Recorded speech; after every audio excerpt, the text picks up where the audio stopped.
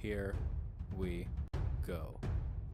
Welcome back, ladies and gentlemen, to another Zaggard-tastic stream. It is I, your friend, the one, the only Z, a single Zaggard, and I hope you're all having a wonderful morning, noon, night, evening, whatever time it is for you. Today, welcome back to the Dragon's Den, my friends, and it is another wonderful, beautiful Painting Fridays here in the Dragon's Den, or Fantasy Fridays as we call it now. Basically it's just Fantasy Fridays, so I think we'll swap it to Fantasy Fridays. I gotta swap that in my brain still, but we call it that because on Fridays we work on our Dungeons and Dragons world together, or whatever tabletop RPG you prefer to play, and together we work on this.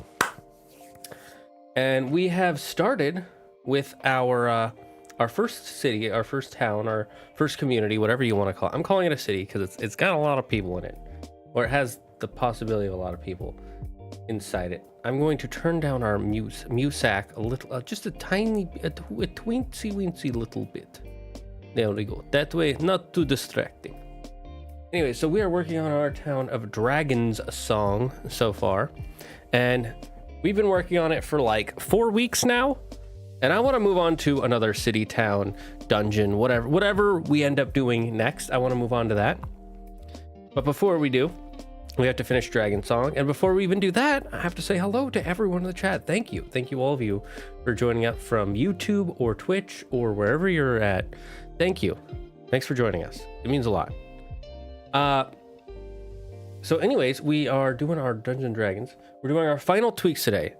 So if there was something you really wanted us to do, you really wanted to put in here, this is your last chance. Because after this stream, I will not be editing Dragon Song anymore with chat. And whatever I decide at the end of this, that's how our Dragon Song will be. Now, if you want to take Dragon Song and use it in your own game, go ahead. If you want to tweak it in your own game, go ahead. I won't care because I won't know.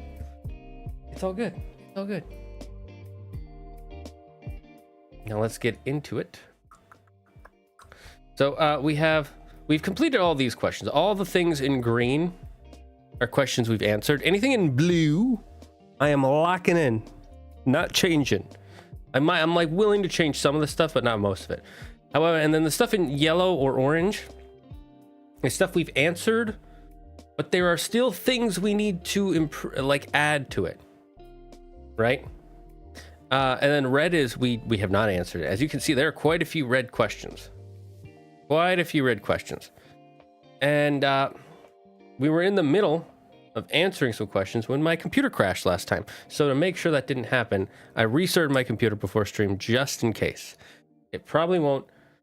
And if it does crash again, I will be mildly annoyed. I will try to continue stream, but we'll see. But don't worry, guys, on the 11th, something is happening that will guarantee that won't happen most likely again for a while.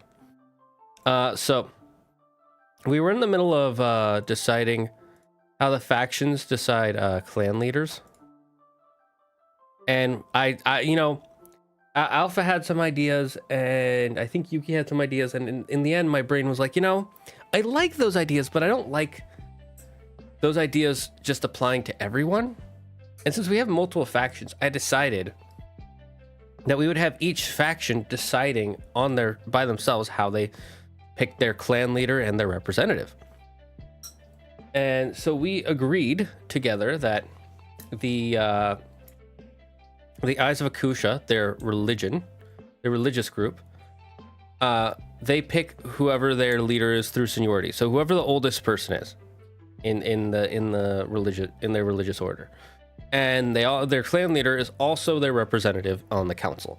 And the council is the group that it's 5 members who decide what happens throughout all of Dragon Song. Clan leaders just decide what happens in their own faction, but the council decides together what happens throughout Dragon Song. Then we said the Claws of Akusha.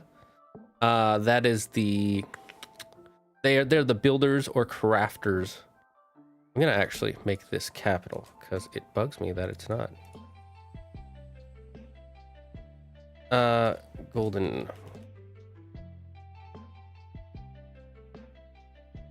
Let me just fix this real quick.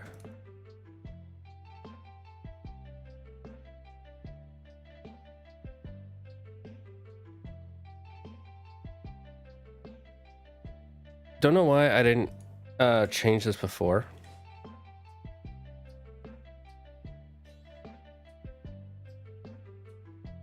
Okay. So the Claws of Kalusha, the builders, the crafters, those sorts of people. They're also probably would be, well, I guess the mages would mostly be in the Eyes of Akusha. But anyways, the Claws of Akusha, they decide their leader on their leader is based on the person who has the most finished projects, because, like, you know, it's kind of like dwarves in Norse mythology was kind of my idea, where they everything that they make is made by hand. Everything is unique. There is no uniformity to their creations, and it's kind of the same way in Dragon's Song, because it is I mean, it's a bunch of people living inside a statue and taking parts of the statue apart and putting them back together to make like houses and buildings and things. And so whoever has finished the most projects throughout Dragon Song is the leader of the Claws. And the one who has the most, who is considered the most talented crafter, which is decided by popular vote, is their representative. So it's sort of a vote, but not like a straight, like anybody can be on the ballot sort of vote. It's like you gotta already be pretty popular. Like, people have to already be like, man, he has some great creations. This guy created the great doors of great doors of two ways, or whatever you want to call it, right? Then the Golden Wings are the kobolds, and they are the treasury / the mint. They're in control of collecting and trading out the various pieces of Dragon Song. And the reason, I think it makes sense for them, and the reason is because they're smaller, they're craftier, so they can get in those little nooks and cranny of Dragon Song that other races and creatures can't get into, and kind of get out like a bolt or something that won't make everything fall apart. And so they're in control of, you know, that's in control of creating new bolts and things, and recycling the old bolts and things to clean up the newer ones, because we did decide that the most powerful ones are the adamantium bolts and such, and those ones are very rare because they come directly from the statue, and you can only take so many without it making the statue fall apart. And so there's like a limited amount, and that's what makes them rare, on top of the fact that they found a way to use the adamantium ones to manufacture a form of verdigris, which is a thing in real world where green oxidation coats copper, and it actually makes the copper better. And so in this world, the adamantium can do this verdigris that makes the copper even better than it normally would be, and helps it last longer, therefore making certain copper pieces more valuable than they normally are. And so they're in charge of that process. And they are also, the way they decide them is they decide their leader by vote. And they also, and only those with a certain wealth status can vote in their group. So like you have to be one of the upper families to be even allowed to vote. And then the representative, I can't believe I misspelled representative is their representative is picked by their leader, you know, kind of like how the president picks his cabinet, or the prime minister picks his people, and so on and so forth. And then the first Fangs, that's their army. It's mostly lizard folk and other maybe other lesser intelligent races. Not that lizard folk aren't intelligent, but they're very analytical. And in here, they decided to become like the army, soldiers, the military, the police, law enforcement. Wait, actually, did we say someone else was law enforcement? Yeah, they're also the law enforcement. And the way they pick their leader is trial by combat. And again, the leader picks the representative. So they have a similar way to pick their representative, but they have different values on who their representative would be, because it's based on whoever the strongest thinks would be the best for them versus the most intelligent, you know. And then the growing scales, that's basically the lower class groupings. The growing scales, they're the people who are in charge of food and mushroom production, and it's those with the bad mark are picked. and they just vote for their leaders and their representative. It's a very democratic grouping. Hello, Yuki. Welcome. Technically, you could be leader and representative. You could be. The only one we say is the Eyes of Akusha. We decided only they are both because that's kind of how it made sense to me religiously. Like they would be like, oh yes, the leader is also our representative, sort of. Whereas other groups would be like, we would want two separate ones to kind of divide and conquer, sort of thing. Not necessarily divide and conquer, but that's the logic my brain uses, or wording, I should say.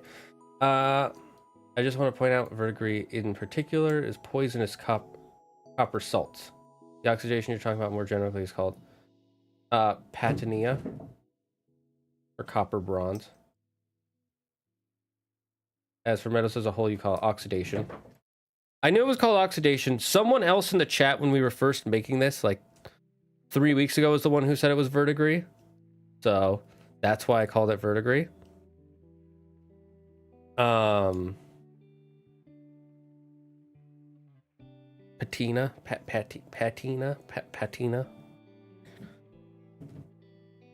Okay, then we'll say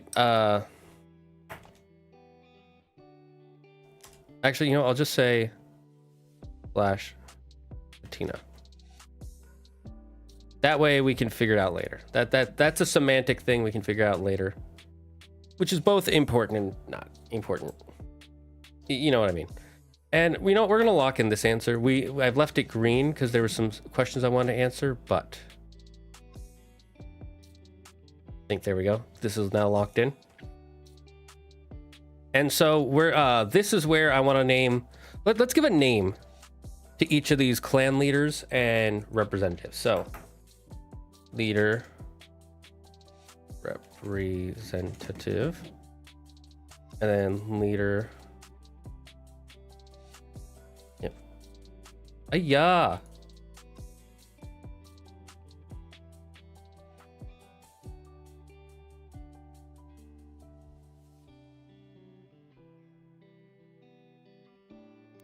And then I'll just put name here. I don't know why I needed to do that.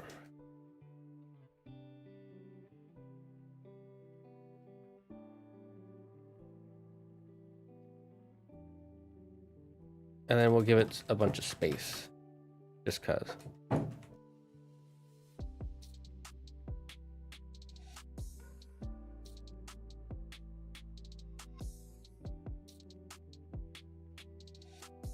And then we'll change this to, what's the 16? Right, it is 16, okay.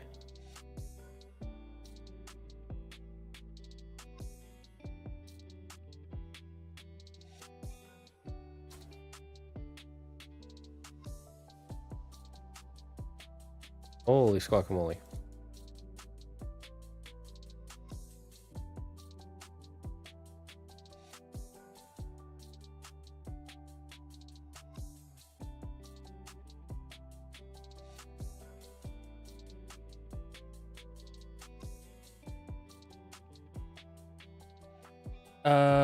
Let's not kid ourselves. It's really not important. It isn't. But I thank you for the information. Didn't know those were out. Did you see the Summer Games Fest trailers? Didn't know those were out. It's because the Summer Game Fest literally just happened. It's one of the reasons the stream is so much later is because well, the first reason is I had to work on some stuff and I knew I was going to work until like 3:30 and then I needed a break. And then I saw right like a couple minutes before I finished, the Summer Games Fest started, maybe actually a half hour.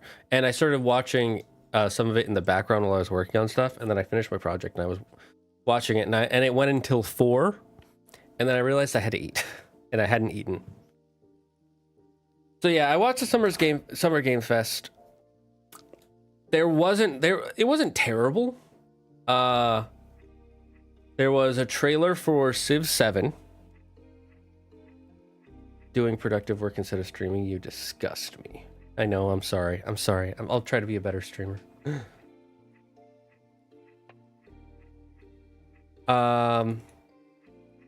All right, let's come up with some names. Let's focus. We can talk about the Summer Games Fest in a second, but first, are there any name ideas people have for like the leader of the Eyes of Akusha, the religious order? They allow anyone with the good mark that is truly devoted to the ways of Akusha. This person would care mostly for just following the doctrine of Akusha and things like that. I got you. Okay. Okay.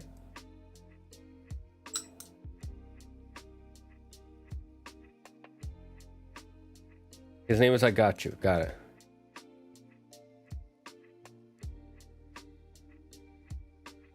Kasumbi. Kasumbi. I got you, Kasumbi. Interesting name. Okay. Okay. Cool. Cool. I got you, Kasumbi.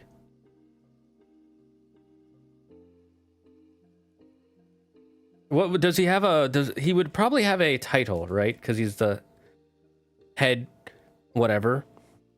So would it be like father, first scale, great scaly one? I see how you want to play this. I'm kidding, of course. Kasumbi.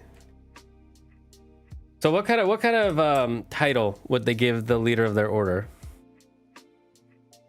Would it be first scale, bright scale, scaly father, the great winged one? Because it is a religious order, so they would have like a title, you know, like father, pope, pastor. Wouldn't it be related to eyes somehow? Ooh, that's true. Okay, eyes. That would make sense. Okay. So maybe what's words that fuck. Synonyms for eyes. Let's look up synonyms for eyes. Organ of sight, eyeball, peeper, orb, optic, globe, hole. I didn't realize hole was a synonym for eyes, but okay. Opening, aperture, eyelet, gap, slit, slot, crevice, chink, crack, perforation, interstice. I've never seen this word before. Interstice. Interstice? Let me hear how's it. Interstice. I've never heard of the word interstice before. What's the most important part of the eye? The pupil, retina, iris. Okay, so here's a list that I'm liking so far. I like interstice because no one will know what that means. Because I've never heard, unless you're like a medical professional.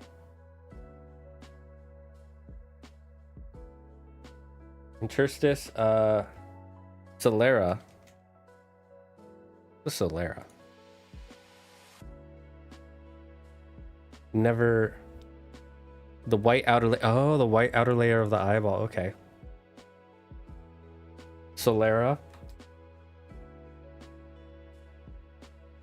Eye visual visor. Oh, vizier. Vizier.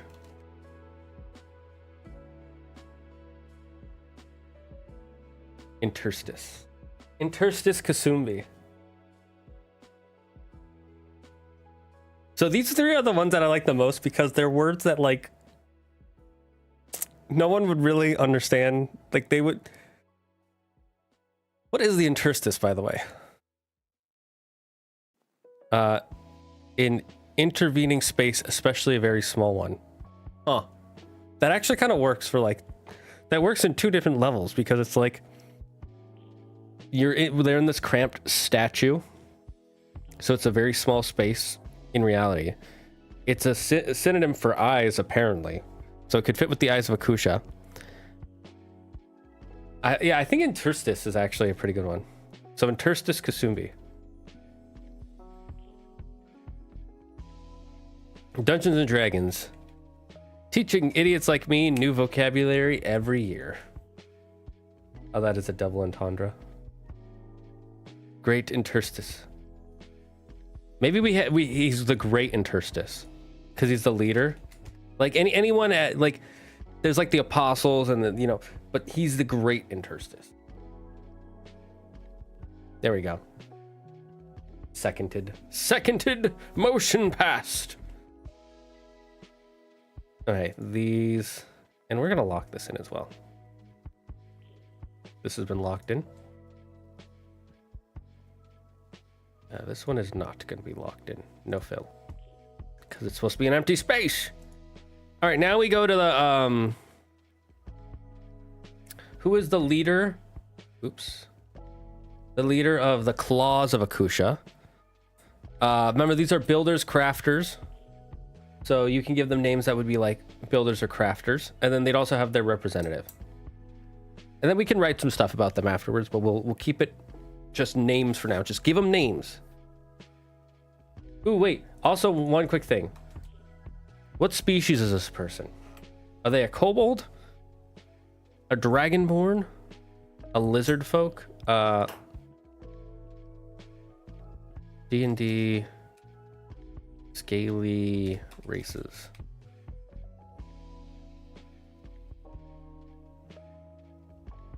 List of reptilian races. I didn't realize troglodytes in D&D were... Oh. Interesting.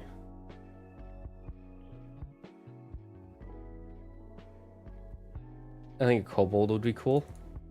Okay. Alright, a kobold. Great Interstice Kasumbi, the kobold.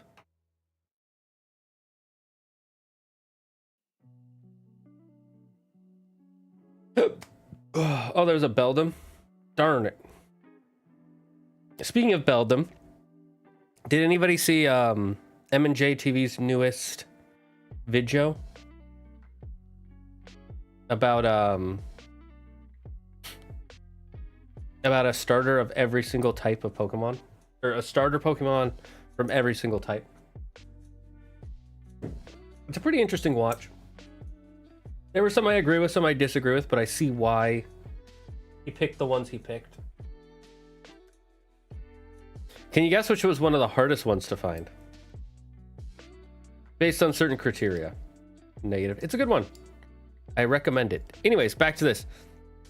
So what kind of names we want to give the leader of the Claws of Akusha?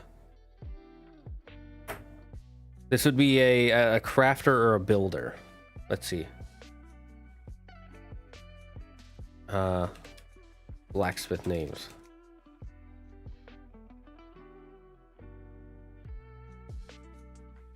Bug starter? No, bug starter wasn't. I mean, it was harder, but I wouldn't say that's one of the hardest ones.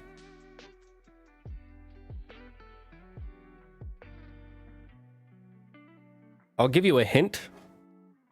The three hardest, in my opinion, from the video that he showed, is one is really strong at attacking, the other one's really strong at defending, and the other one is pseudo legendary.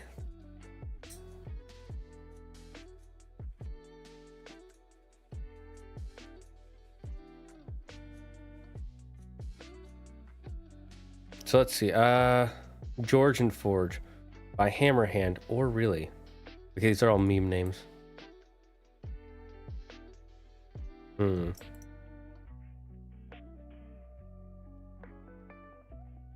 Well, while people are thinking of names, we never answered what goods are made in Dragon Song. My Pokemon knowledge is lacking. All right, I'll say it was, I'll just tell you. Fighting type, dragon type, and steel type were the three hardest. Because the, what do you call it? What's the name of it? The criteria were that it has to be a 3-stage evolution line. It needs to, so long as possible, be only based on level up. The level up should be somewhere around the the teens, like 13 to 19, for the first of evolution. The second one should be somewhere in the 30s. It needs to have the same base stat totals throughout, for the so long as possible, for the similar to a starter Pokemon. And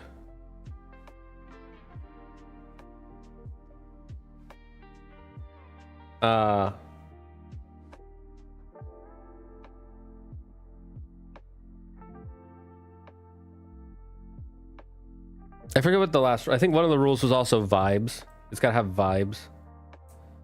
Let's see, there's this one modern blacksmith who makes really beautiful pieces. His name is Ilya. So let's look him up.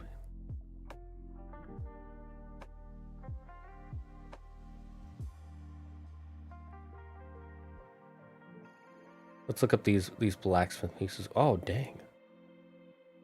Oh dang.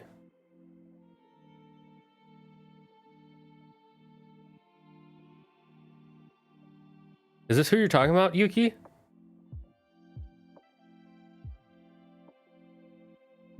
These are really good.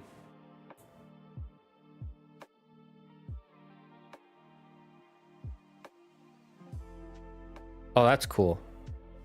Damn, I kind of want some of these. I want this for D&D, for like a D&D prop. Not even kidding. I would totally consider buying this guy's stuff if I had, you know, money.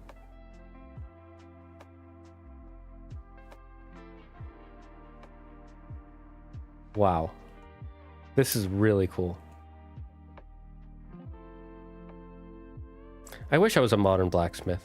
I could do some cool shit. But I'm too old to learn to be a blacksmith now.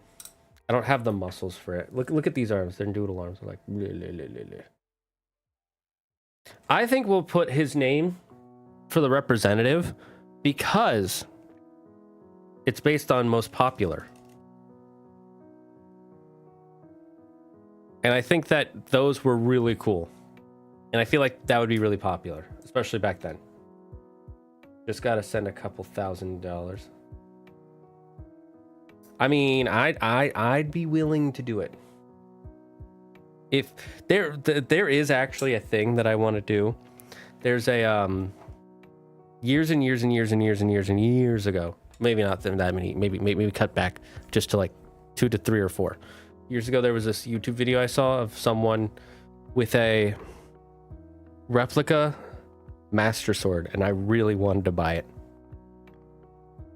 The thing about blacksmithing is more of back muscle workout than arm muscle.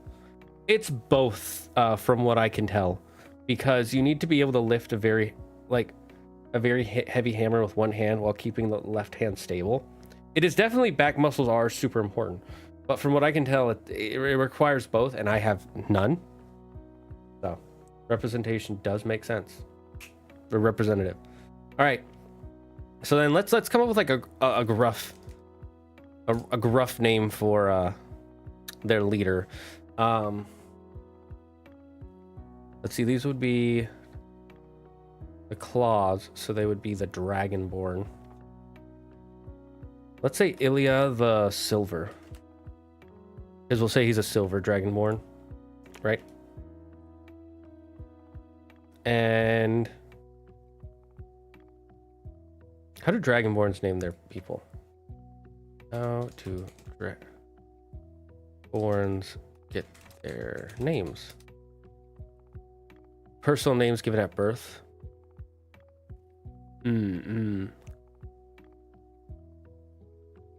Okay, so it's based on family lineage, right? Something Nordic seems fitting to me. Nordic names. Nordic blacksmith names. Okay, that just brings me. How about Volander the Black? Volander the Black.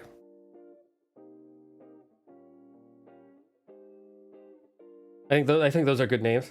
Volunda the Black and Ilia the Silver. We'll just say in Dragon Song, they refer Dragonborns refer to themselves based on color. Because why not? It's not like a class thing. It's just, oh, I'm a black Dragonborn. He's a silver Dragonborn. It's the equivalent of like calling yourself based on your hair color or eye color. I'll be honest. I stole that from a future video. Wink, wink, hint, hint, nudge, nudge. Anyways,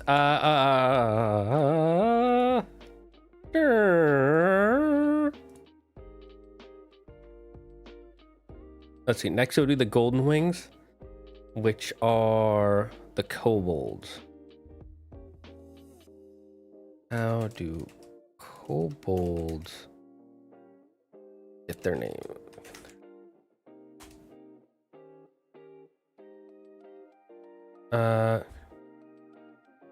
Based in Draconic, they're supposed to have meanings based on the individual's appearance or behavior. Oh. Maybe actually we say the kobold's name based on color.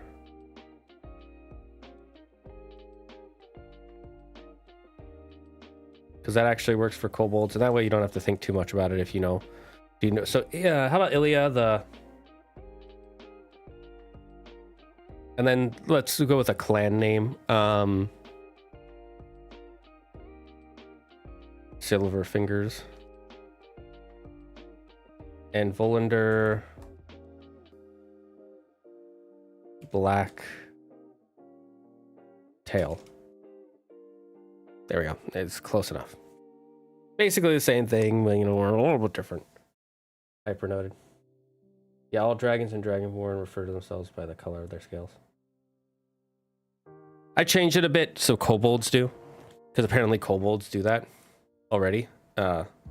Names have meaning based on individual's appearance, so we'll do that for the kobolds, and we'll change this one to the red,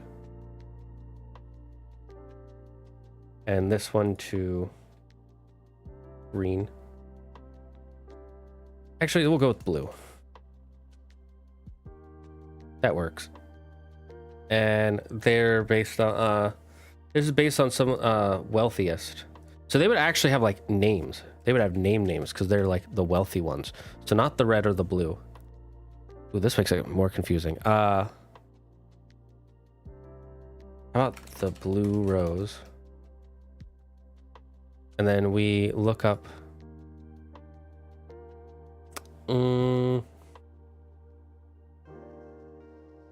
in French.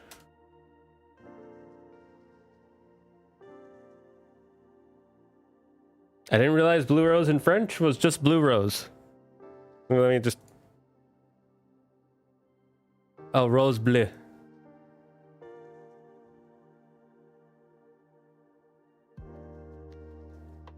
And then we'll,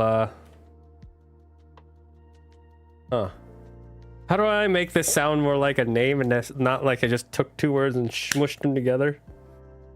How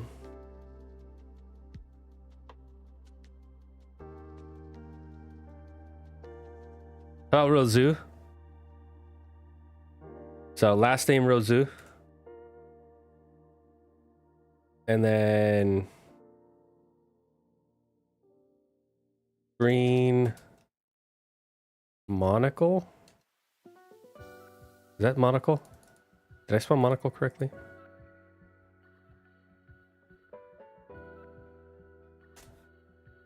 I did. Son of...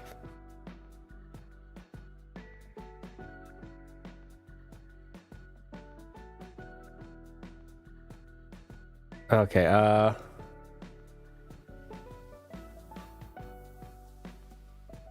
about Moclever?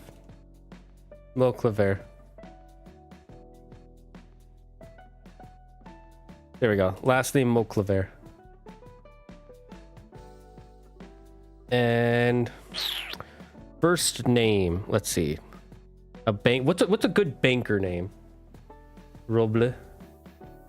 Roble? Okay, Roble. I'll do that one.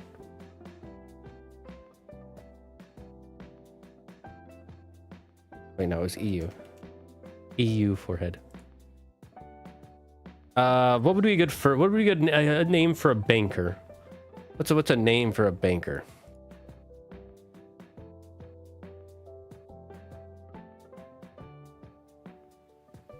That's not what I was trying to look up. Trying to think of what a good name for a banker would be.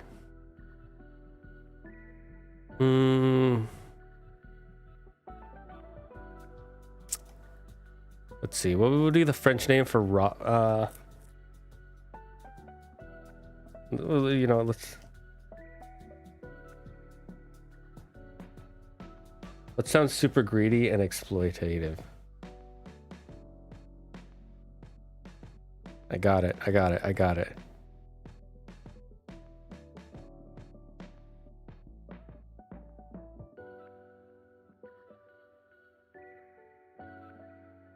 Manopole Rable. That's Manopole. He's the head of all the money. Do you guys get it? And then his representative would be like the guy, Creedy, Lao Fu.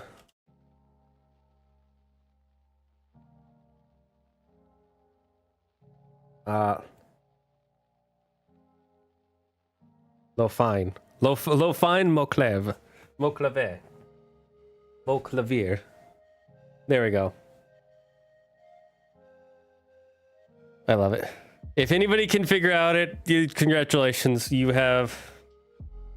can read a pun. Okay, we're gonna lock these in. I like this. These are hard to read.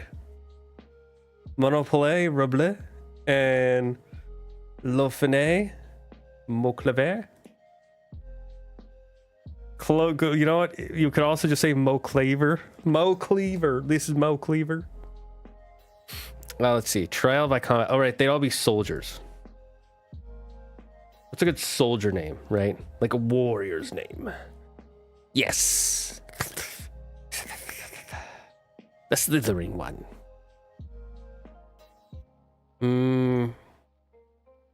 Let's see. How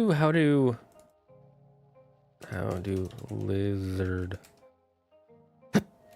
folk get their names? A fusion of raw sounds and natural elements, crafting names that resonate with their reptilian essence. Raw sound and natural elements. So something mixing with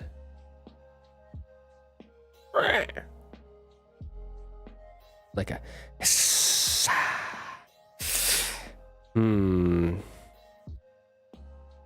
How about Groudle.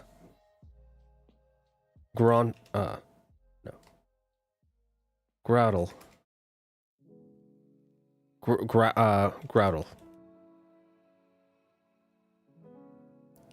Grotel. Grotel the Vicious. And something the Sharp. We're just gonna say they call him the Sharp. And it would be a mix of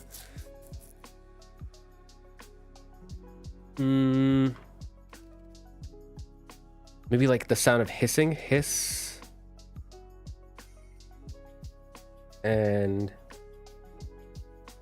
copper.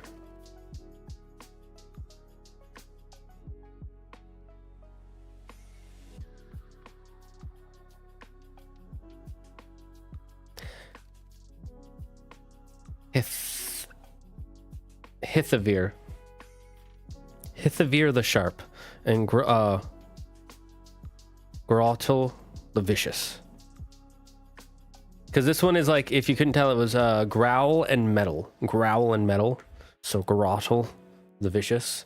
And this one is Hissing and Silver. And the reason I went with Silver is because like they have silver like whatever's, and then he's like silver tongued. So Hithavir, the sharp, and that brings in their like they're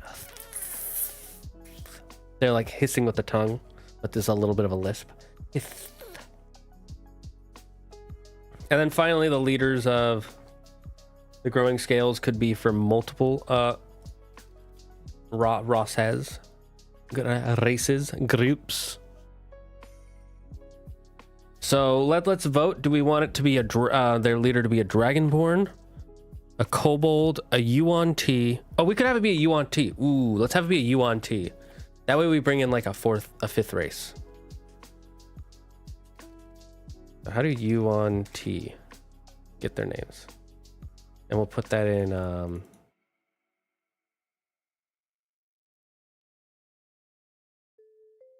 yuan-ti.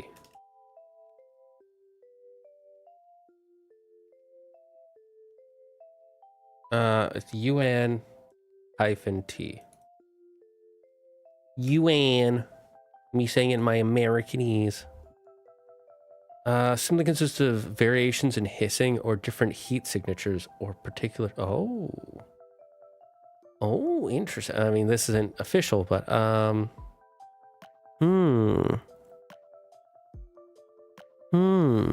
interesting. Okay. So hissing in different temperatures. Different temperature names. Okay, so there's just Fahrenheit and Celsius. We could actually have it be a female. Because we haven't said if anybody's male or female yet, but I'm going to say this one is definitely going to be a female leader. We'll say if yuan-ti female. And let's say she's... In my opinion, Americanese. I love Americanese. I love being an Americanese person. Here we use freedom units and diabetes and freedom units. That's how you live your life here. And if you don't own a pew stick, a boomstick, then you ain't a true Americanese. So just different kinds of light.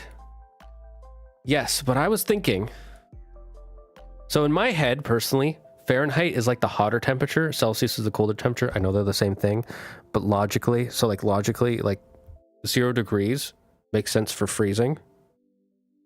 But then when it's really hot, being at 100 hot makes a lot of sense in my head as well. And some people are like, well, that's just because you grew up with Fahrenheit. And it's like, no, it's like, because like, if it's really hot, it's like, it's 100 degrees of hot, like versus like 32 degrees of hot. Oh, that's hot. Like, I know if you grow up like with Celsius, but I grew up with Fahrenheit, and I'm like, I find it weird that freezing is not 0. And it makes sense in Celsius that freezing is 0. So I'm going to say she's actually hot-blooded for yuan-ti. So Farah something. Farah something.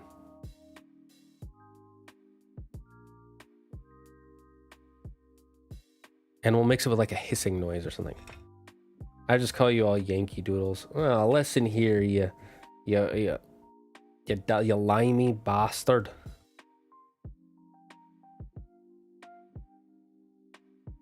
Wait.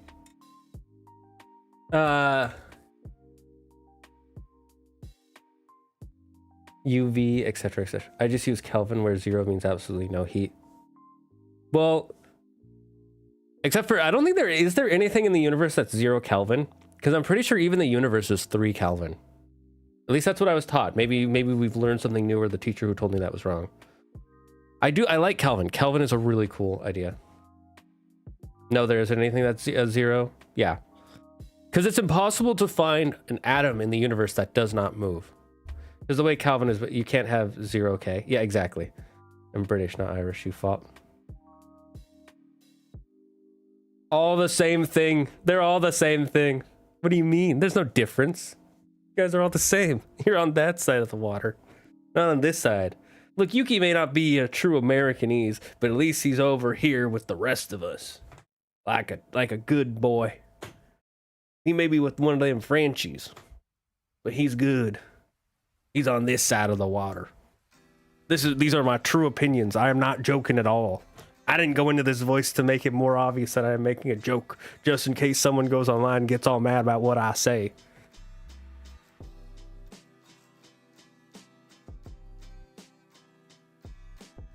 Speaking of Irish, I was in the store the other day, and I've realized I say, the way I say potatoes is like I always say potatoes. I don't say potatoes very often. And it's probably because when I was a kid, that was how I would practice an Irish accent. I'd always be like, hey, let's get some potatoes. We got to make ourselves some mash. It'll be nice and delicious, don't you think? You tell an Irish when he's British, see what happens. I don't have to. He's on the other, they're on the other side of the water. How am I going to tell them that? What am I going to yell across the water? Hey, you guys are the same. Obviously, I truly think this. I can see the leprechaun coming. The leprechaun? What do you mean? Anyways, let's say Farah. And we'll put an A to make it easier. It's Farah. Farah. Farah. Faracintel?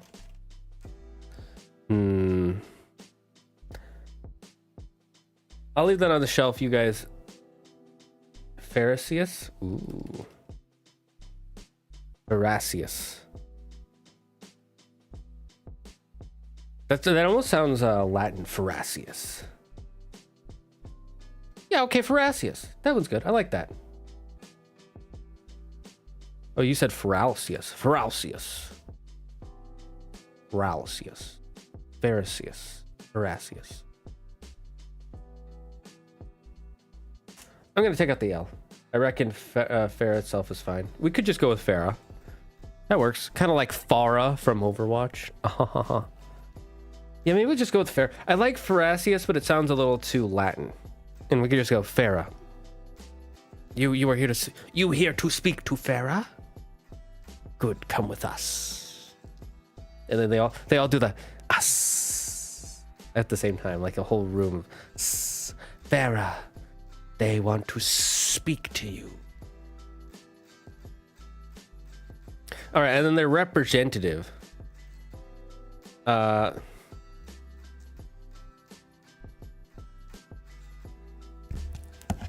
Would probably what kind of races? Let's see.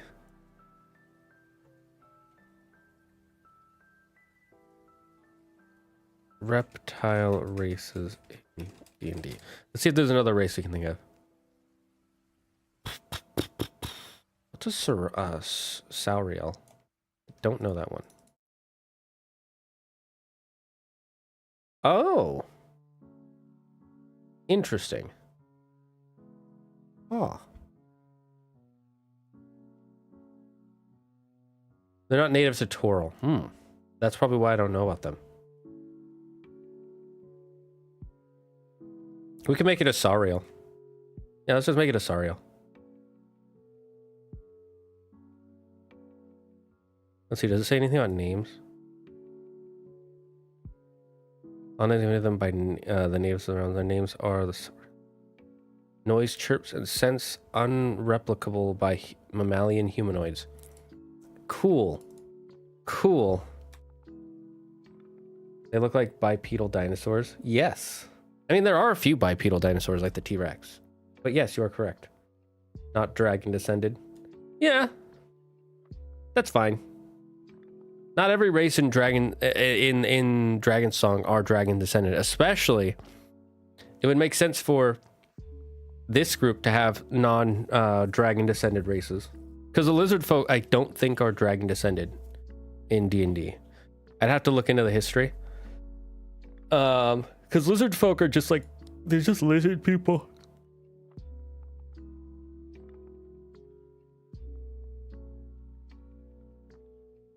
They're just straight lizard people. And in my head, they could be of any race. They could be like geckos, lizards, crocodiles, alligators, Maybe not no, that's... Yeah, tortoises aren't... Reptiles aren't... No, they are. Because I already have turtles, so there's no point in turtles being lizard folk as well.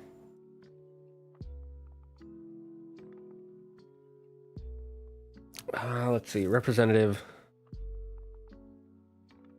Let's say he gave him like they're given new names.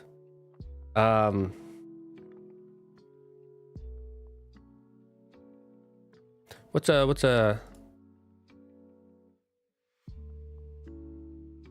let's see, what's... Good luck for finishing, but I have to get up early to visit my brother. Good night, y'all. Good night, Alpha. Chinese for pointy tooth. I should have written something else.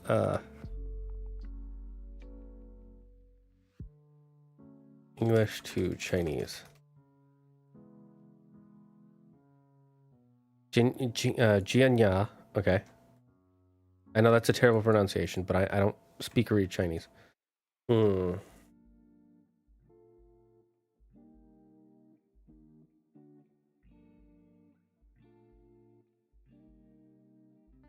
How about...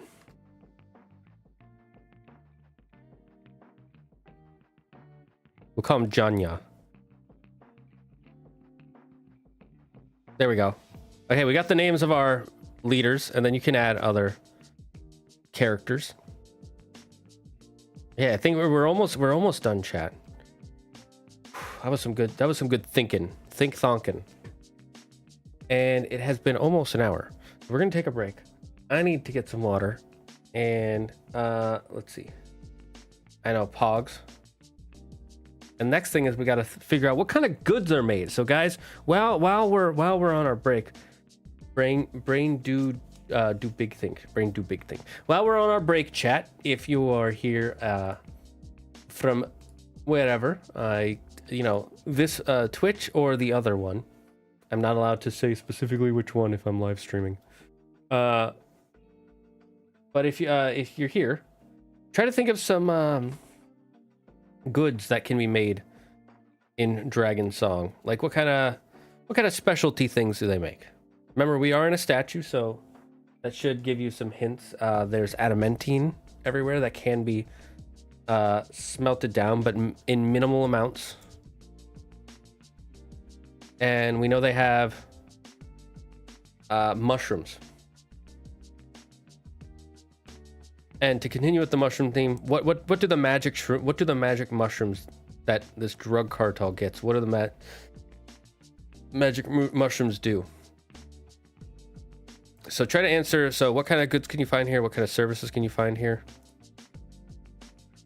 And this sort of stuff.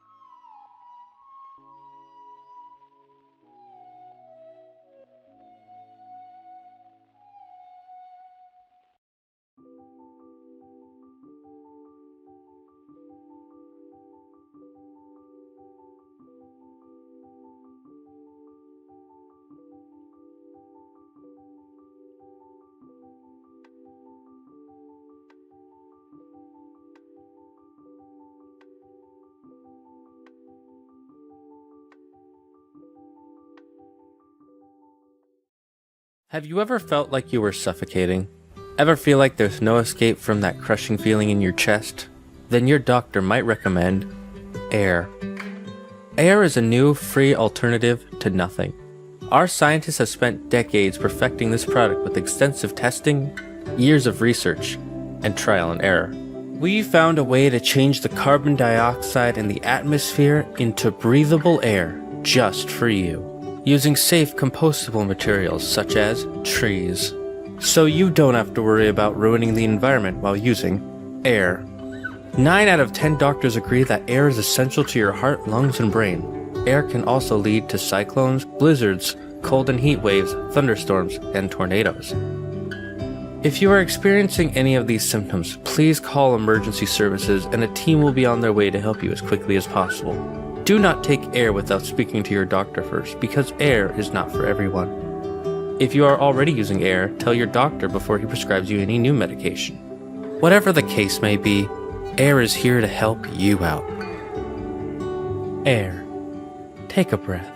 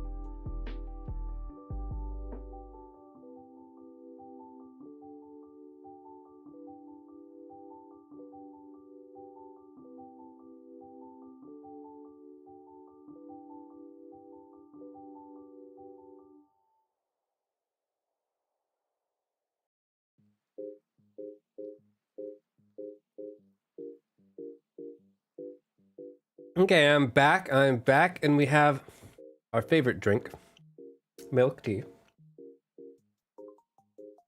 Let's see. Since they're a bunch of reptiles, they probably shed scales a lot, so maybe a good product's made from that would make sense. Like you could grind down dragonborn scales and mix it with some liquid, make a paste that's a good adhesive or some shit. Or making scale mail out of actual scales. Okay, let me just reorganize this.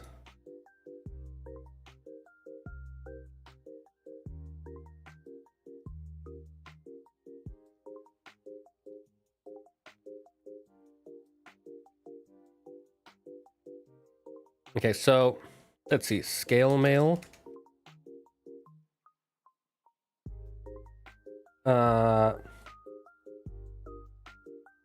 Special adhesive paste. I gotta say, as soon as I read that, before I even came back from the break, because I do read what you guys say before I come back from the break, so I kind of have an idea of what to say. Doesn't matter. The scale mail idea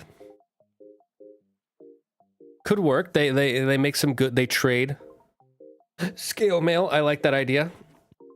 I like the special adhesive paste, and here's an even better one. They call it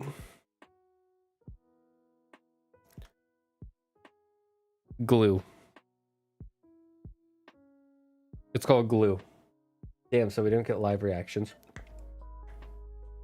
You do. It's literally like I'm reading it as I'm coming back, because I'll leave during my BRBs. And after I BRB, I always get up right away and walk out, so I don't look at the screen too much. I also usually have to pee or get water. So I like the special adhesive paste from, and we'll write down how, from the abundance of scales they make scale mail Now made with real scales.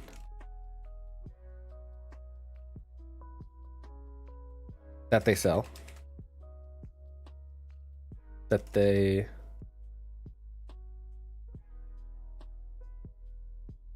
That is exported.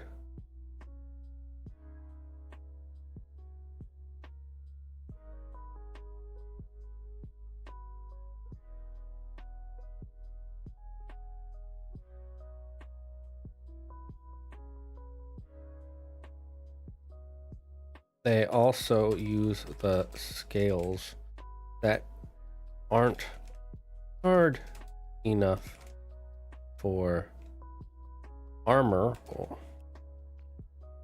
and grind it into a special adhesive paste, glue. And it's not spelled like normal glue, because glue wouldn't exist in this world. Like, when was glue invented? I'm curious. When was glue invented? Okay, so like a long ass time ago. Damn it. I'm still gonna say they wouldn't have what we think of as glue.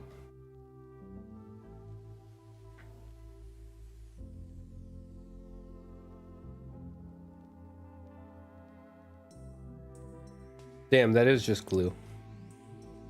It's glue, but it's called glue. You know? That makes it different. Because ancient people also need to stick stuff together. I figured they mostly tied stuff together or used hardened clay. I didn't think they had like glue, you know?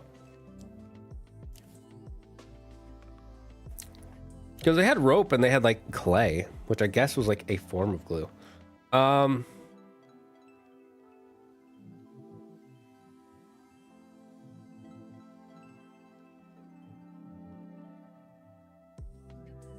So let's see, the shrooms.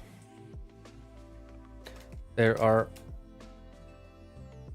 also shrooms that grow native to the city because of the liquids that seep through the cracks. So we'll say there's like a liquid that seeps through the cracks, and in certain areas you can find these harvest these shrooms, and there's like a whole, they've made a whole business around them. And we'll just write under here, types of shrooms include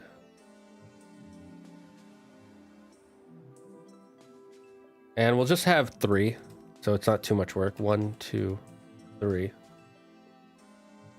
and then one properties of shroom number 1, then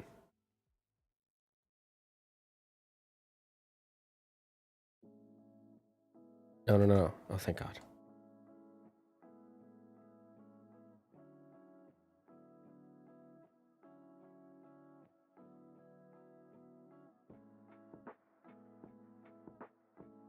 That way we don't have to come up with like a bajillion different things. By the way, chat, if we finish early, we will either move on to a new city or town, or we can play some Jackbox. 3 saps resin are some of the oldest kind of glue. You know, I didn't think of that, and now that you say that, it's very obvious that that would make sense. You know why I think I didn't think of it? Because there has not been a single game that I have personally played where you're playing as an ancient person, ancient time, and you're using tree sap as glue. But in other words, it's because I'm an idiot and all my knowledge comes from playing games.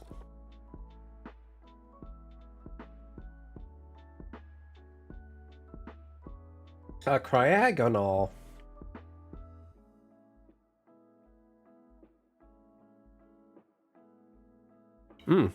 Another service.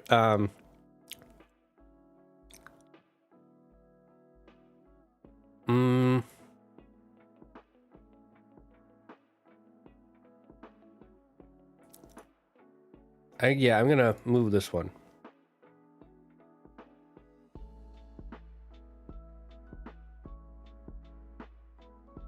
We'll change the color.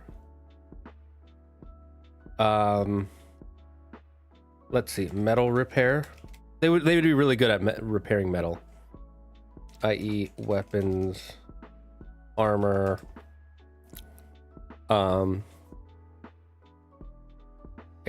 metal accessories,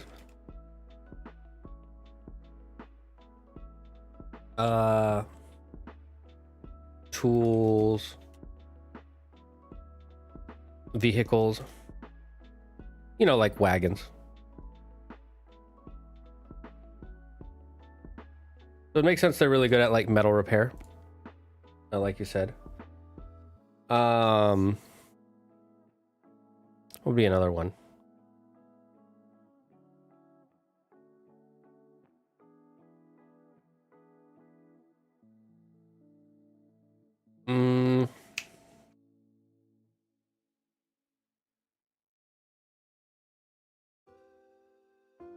Special bird poop fertilizer. Don't you just love the way I type?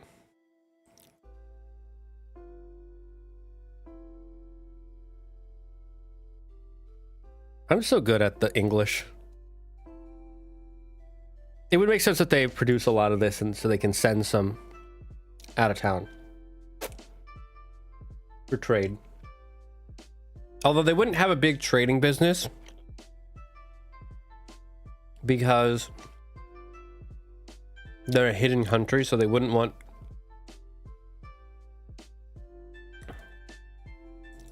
I would write all trade is done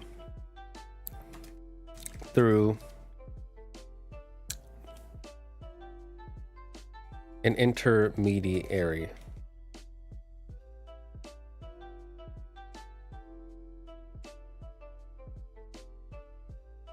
So as to keep the knowledge of the city a secret from the Empire. I like how we just call it the Empire for short.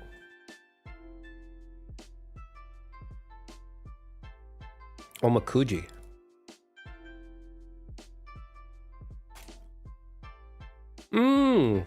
That's what this is. Okay.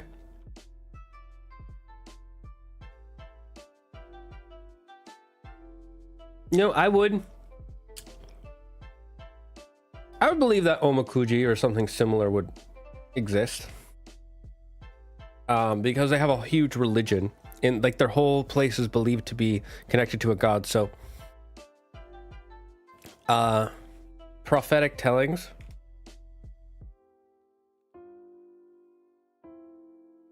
or fortune telling is popular. I'll show you it's popular. Ba-da-ba-ba-da-da-da-da-da. Yeah, exactly. You get it. Fortune telling is so big in Asia. Like, here's a thing. You know, like, well, like there are fortune tellers and there are people who do have fortune tellers, but it's kind of looked down on here. In Asia, it's just like you can have a career as a fortune teller, which is something you cannot have. Like, that's not a career you can tell people like, oh, I'm a fortune teller, and they'll be like, oh, like, very different mindset on fortune telling. I find it so fascinating. So prophetic telling, fortune telling is popular. And here, I'm gonna add this. The fortune tellers get their future sight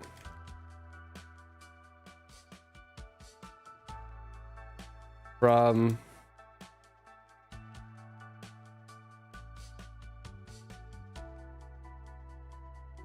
I'm actually gonna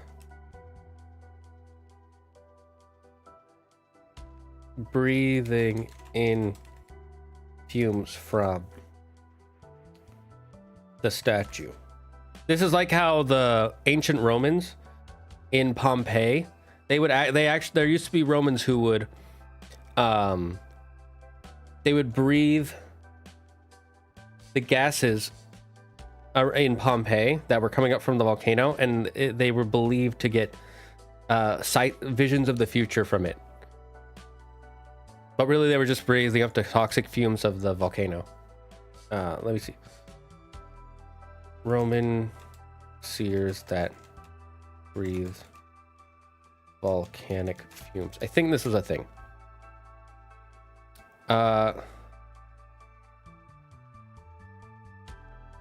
Yeah, let's see.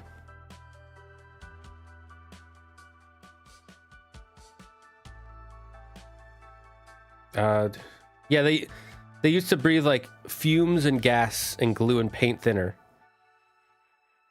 to get their future vision. Yeah, saying you're a future fortune teller here just gets you a look of, oh, you scam people. Depends on who you're talking to, but for the most part, yeah.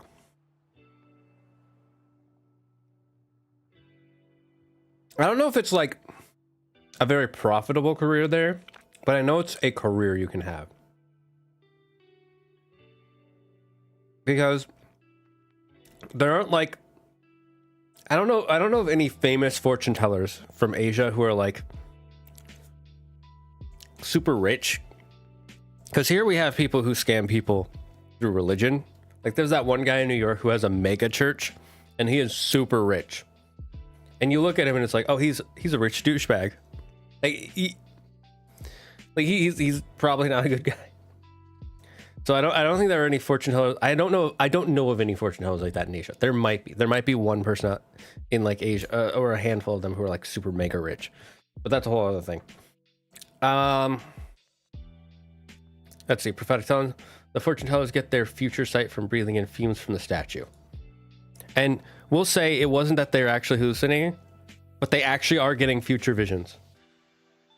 Because it's a magic world. We can actually say they can see the future. Why not?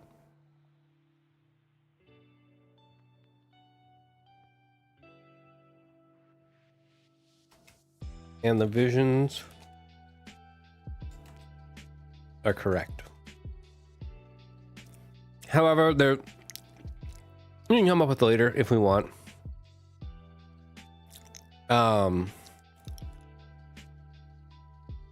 For sure, make it legit. And then we could say like they see actual visions, but knowing how to understand the visions is the difficult part. Kind of like how in Asia, the way they kind of guess your future, or like they scan your future for the years, like, oh, there are certain traits about your blood type, your date of birth, your month of birth, your personality type, things like that. And then you have to take those and understand what kind of person you're basically, I think one of the reasons they trust fortune tellers more in Asia than in America is in America, a lot of fortune tellers are people who just base off of hot and cold readings, and then they just look up information about you online, and then they just they do the guessing game of like, I'm sensing a relative, a boy, and then, they do that thing. Whereas in Asia, it's like, okay, what kind of person are you?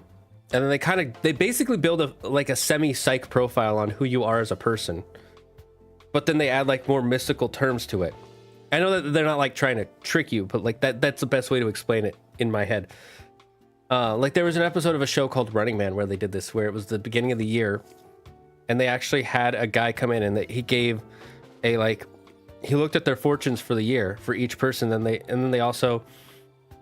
He also paired up everybody in like, who is your best pairing based on who you are as who each of you are. And one of them was like, two of the main casts who are always fighting with each other on screen, but like joke fighting, not real fighting, because they're professionals and it's all about the comedy for them.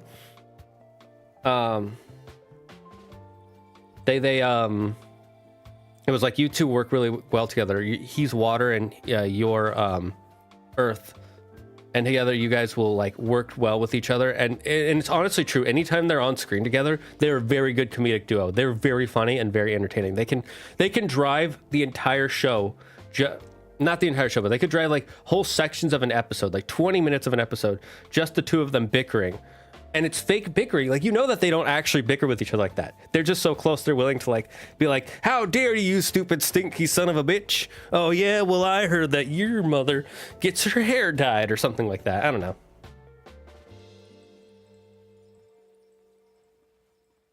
Anyways, you can see why. The way that their fortune telling is done is a lot more... whatever. So, I want to name these 3... actually, I'll write this real quick. The bird poop fertilizer that grows plants at 3 times the normal speed. Actually, we'll say 4 times. 4 times the normal speed. And is even faster than most magics. We'll just say magics as like magic or artifacts or whatever that grow. And we could say like there's like 1 or 2 special farming artifacts out there, like the magic hoe that makes the soil so fertile that it can grow any plants within 12 hours or something like that to their perfect ripeness, you know. So here's how we're going to name our mushrooms. First, we'll decide what kind of properties each mushroom has. And then based on that property, we can use it to make to name the mushroom. Like if it had an electric property, we could call it a zorp shroom, right? Because zorp kind of sounds like the sound of like electricity, or maybe like a spatial teleportation mushroom. We're not going to actually do the second one because that would be... I mean, we could actually. Actually, I want teleportation to be rare in my games. It would explain why everything is so spread out and why, you know, it's hard for people to communicate and things like that. Only legitimate businesses here. Yeah, only legitimate businesses. It's not like we have some of the most scam artists in all the scam world.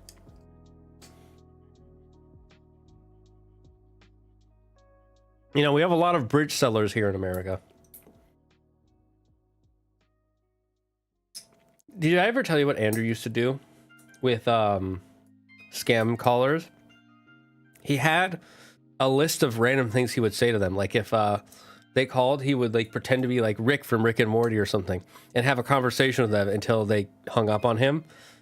And he would like mess with them like that. And then they started just doing bot calling, like where it calls you and it's like, hello, we are contacting you about your car's extended warranty. And he hates that because it takes the fun out of it. He got so mad when that became a thing, and I get why. But it's like, you know, these things are gonna happen. 1 second. I have to text my mother back. Always text your mom, kids.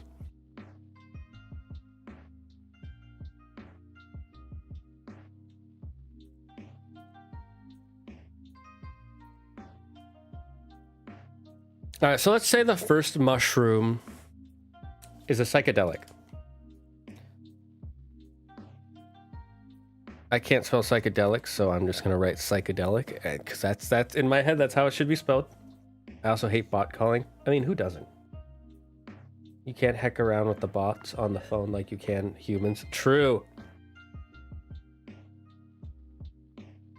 There used to be a streamer that my friends showed me like years and years ago, where his whole channel was him talking to bot callers and pretending to be a character. Like, what he did was he would go on the phone and then he would, I think he had like a voice mod that made him like sound like an old grandma. And he put on like a whole wig and everything.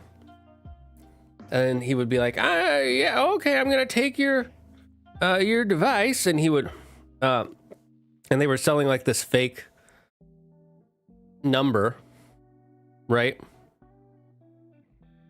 And this fake like coupon for a store. And then he would go into a driving simulator game to mimic the sounds of a driving car over the phone and drive in the simulator and drive to like a store. And then he would go to the store's webpage and he would go into the code and make it fake that like, oh yeah, he put in the code. And it's like, it's not working. And then he would like literally have them on the phone for hours just trying to fix this issue. And the guy on the other one would be like, ma'am, I'm trying to help you, blah, blah, blah, blah. And the whole time, everybody knows it's a scam.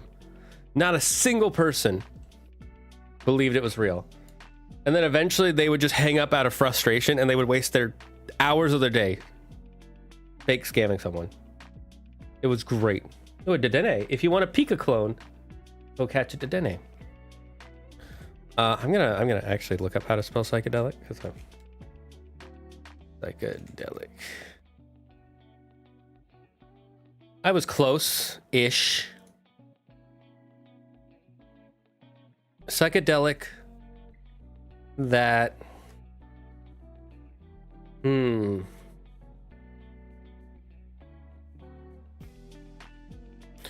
wait, actually here.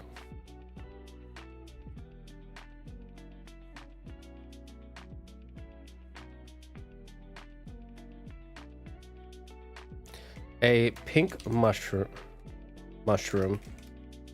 that can be made into a psychedelic, or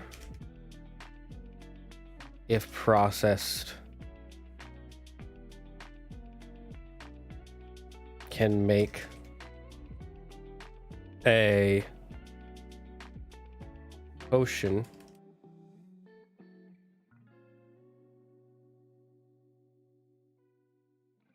what's a good potion idea? Let's say all of these can make actual potions.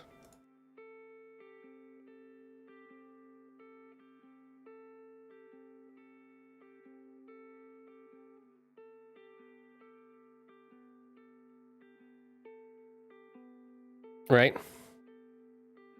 If this is a pink mushroom, we'll call it. And it's a psychedelic.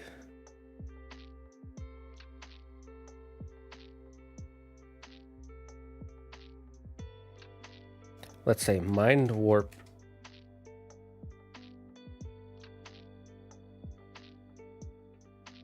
Mind warp. Let's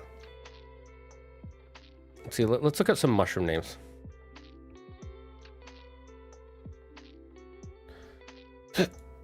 Morel.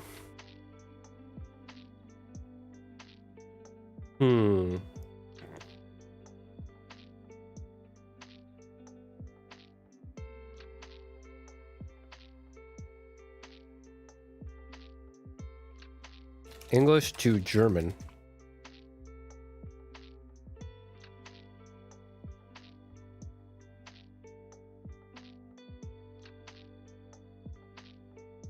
Let's call it Gooseverung.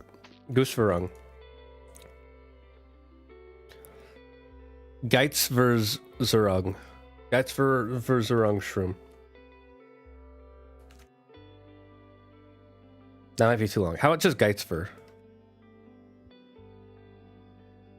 Geizver shroom. There we go.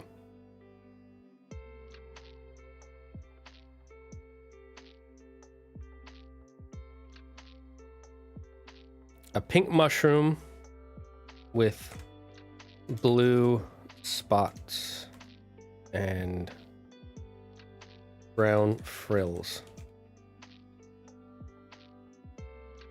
So it's pink with brown frills on the bottom and then blue spots all the top. Made into a psychedelic, or it's a potion of heat resistance or cold resistance.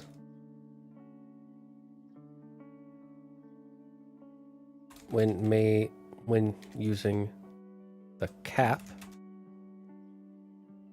when using the stem.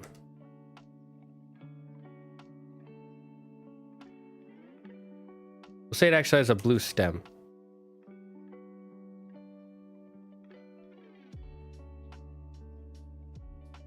How's that? I think that works. Okay, so the second one.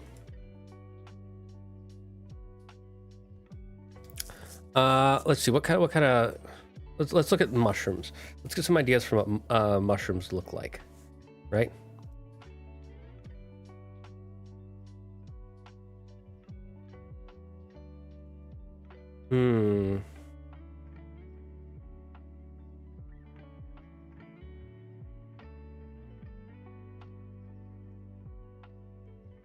Let's look up some fantasy mushrooms.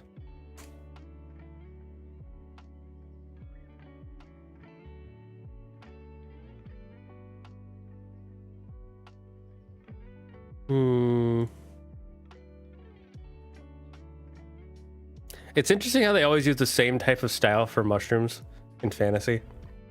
It's always the curve with the frills and the stem. I know it's because most mushrooms kind of look like that.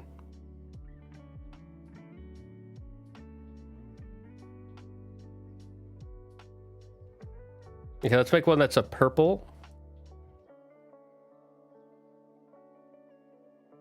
Purple transparent, semi-transparent. Let's go with translucent. Cap.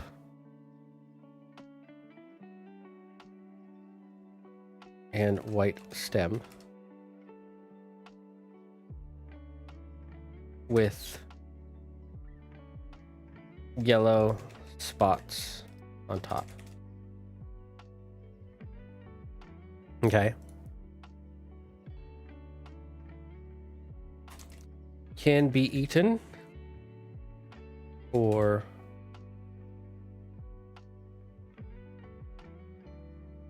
(1d4) HP and for 1d4 HP. It's not much, but it's something. Perhaps this directly can make a potion of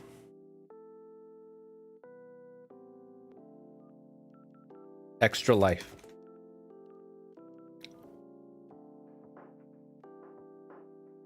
Which gives, how about 3d10 temp HP? That would be really useful. 3d10 HP, temp HP. You could have 30 temp HP just from one potion. We would obviously say this is rare and hard to do. Hard to make.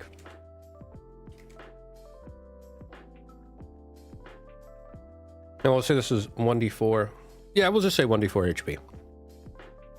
You know, if you're desperate, you can eat it real quick. Can eat the cap, the stem for 1d4 HP, but the cap deals 1d10 damage.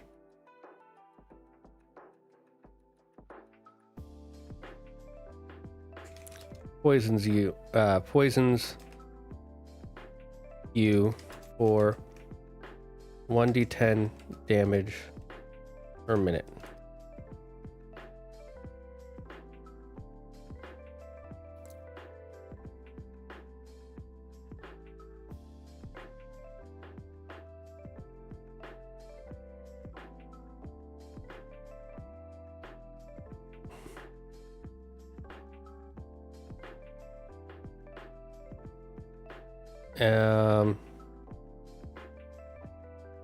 And we'll just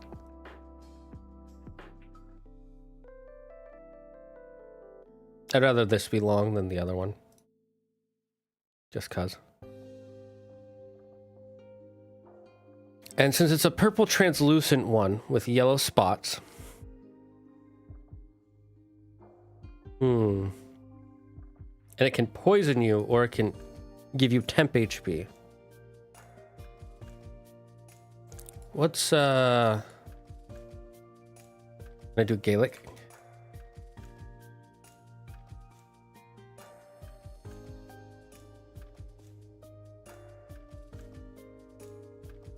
There we go. English to Scottish Gaelic.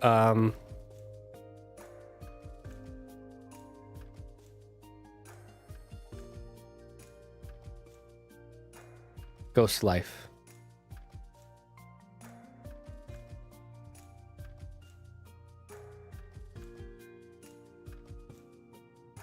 I want to see how to pronounce this.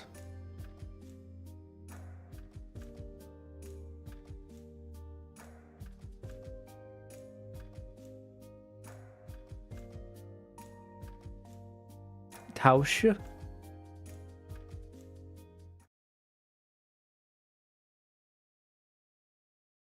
Tausche. Okay, we'll call this Tausche shroom.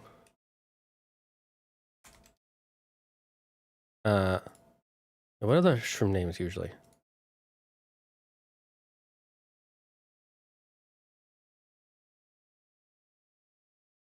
Yeah, it's just okay.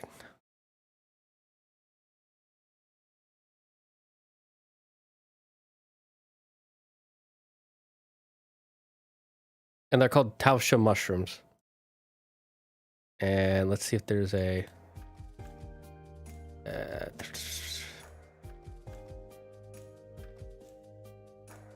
there a pronunciation code that I can write down somewhere.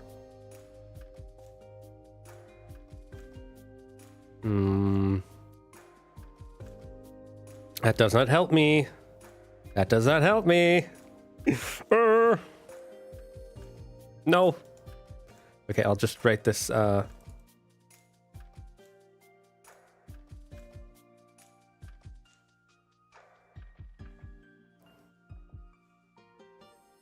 We'll write this here. Tau.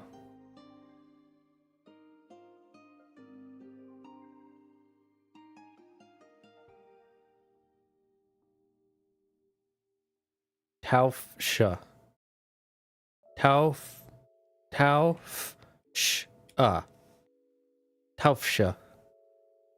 Tausche mushrooms. I think that's close. Where did Scottish Gaelic come from? Well, I didn't want to use German again because I didn't want to just keep using the same language. And my brain was just like, what's another language that a lot of people wouldn't know? Like, because if I, like, maybe just in my friend group, but like, if I used a Japanese one, people would immediately be like, oh, is this based off a Japanese name? If I used a Chinese one, a lot of my friends are Chinese, you know? But I don't have a lot of friends who know Gaelic, right? Not a lot of people know Gaelic. So I could steal a Gaelic word, kind of like mix that up. Tausche mushroom. I know I'm saying that terribly. If you speak Gaelic and you understand Gaelic and I'm saying this wrong, go ahead, say it in the comments of the VOD. Plus, at the same time, I'm giving love to other languages because I find there's not a language out there that I didn't wish I knew. Like, if I had one wish, my wish has always been, from the moment I was a kid, to be able to communicate fluently in every language on the planet Earth. I would love to talk to everyone. That's one of the reasons why, well, I'm not a huge fan of like AI. That new chat GPT function that they showed off like a couple weeks ago, where they were having that conversation in real time, where chat GPT was translating for them like instantly between Italian and English. I love that. I love that idea. I want to be able to go to any country and just like have a device like on my chest, because we're not at the stage yet where you can put it in your brain, but you just talk to someone and it just translates. That would be so much fun. I love that idea.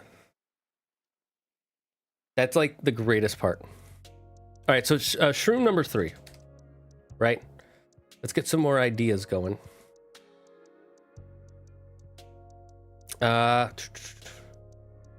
It's a blocky shroom.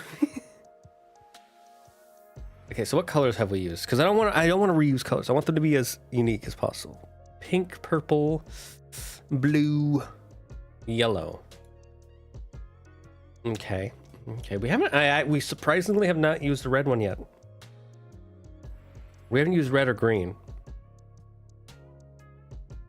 How about we say a neon glow? Neon glow of blues, greens, and purples. Right?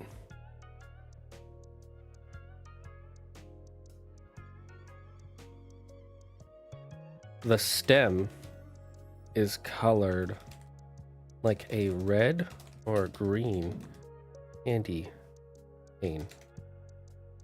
1 second, I just heard my cats jump around. A Darumaka. Darumaka's pretty good.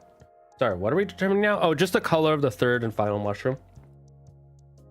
Because the color can help us think of what kind of mushroom it is and what kind of properties it would give, right? And then based on the properties and color, we can then come up with a name. We reverse engineer the name, right? Because a lot of mushrooms,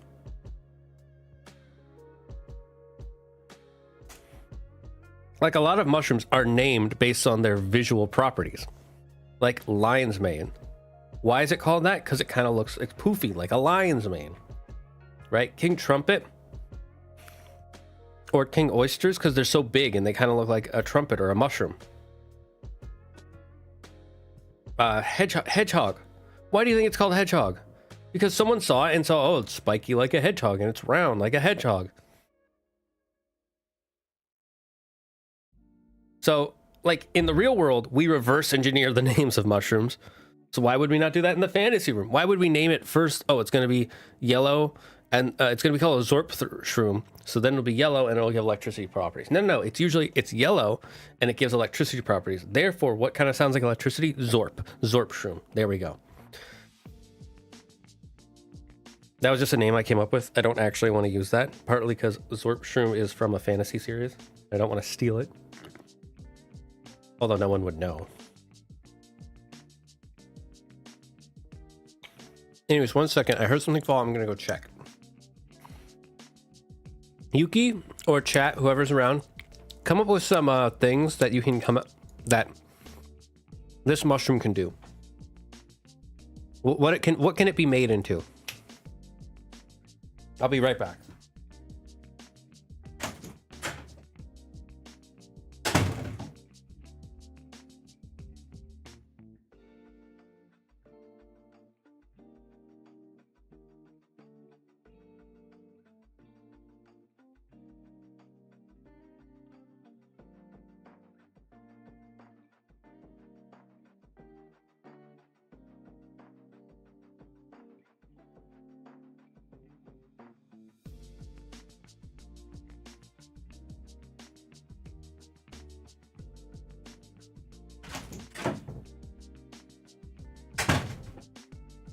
Looks like whatever that sound was, it was nothing.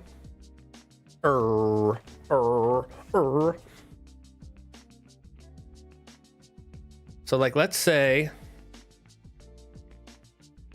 so it has a neon glow. Can be grounded into a paste used for making glow in the dark paint, or ironically can make a potion of invisibility. Bam, bing bang boom, there we go. And then let's see, Yuki, pick a language besides Gaelic or German. Glow in the dark paint, I like it.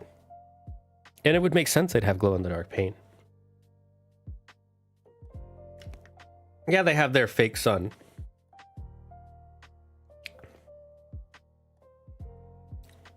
Yoruba. Okay.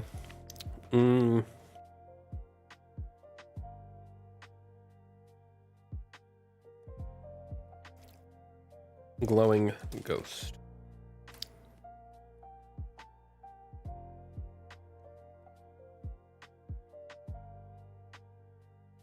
We're gonna call it glowing ghost shroom, or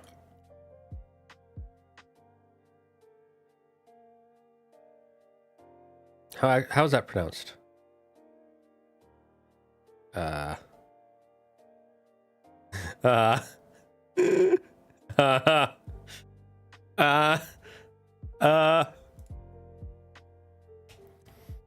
Google's like, I don't know how to pronounce that.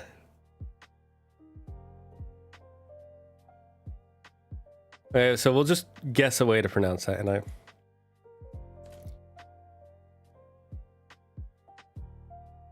Emadan. Emadan cap. We'll call it Emadan cap. Because some mushrooms, I think, just have cap. I'm not sure about that. Fact check me on that.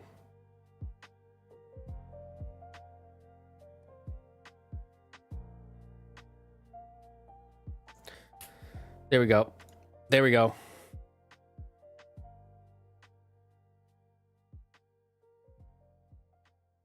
We just did all that. We did all that, chat, in what was it?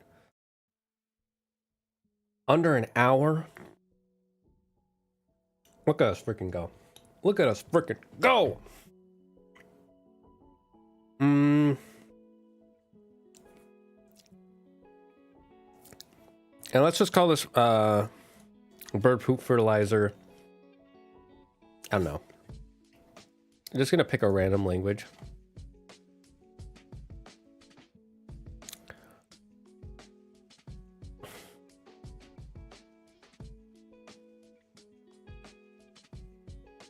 Fast grow. Oh my god. Damn it, Kurdish. Belez. We'll call it Belez. Bylez. That's the teenage boy in me is like, let's call it Bylez. It's Bylez.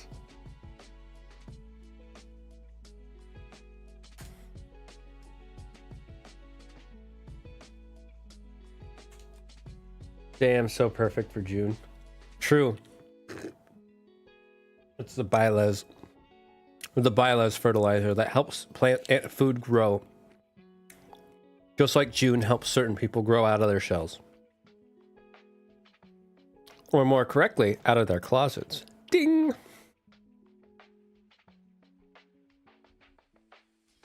And we'll lock that in. All trade is done through an intermediary so as to keep the knowledge of the city secret from the empire. Who do you want to say this intermediary is? Just real quick. We'll just come up with a company name. What do you think would be a good production, a good like delivery company, kind of like Amazon or DoorDash?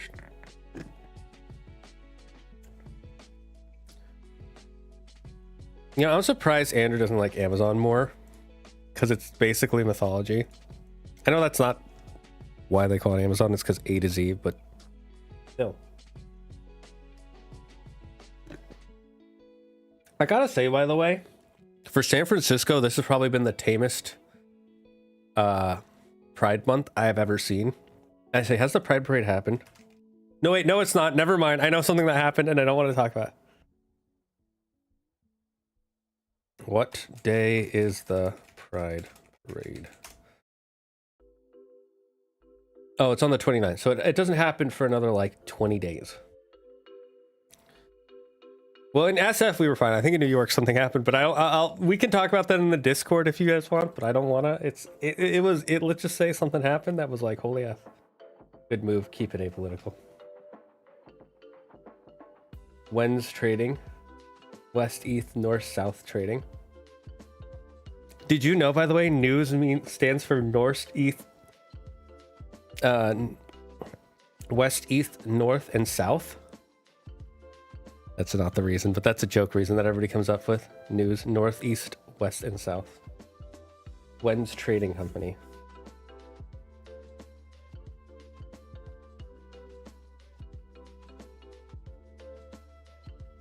We'll just call it When's Trading.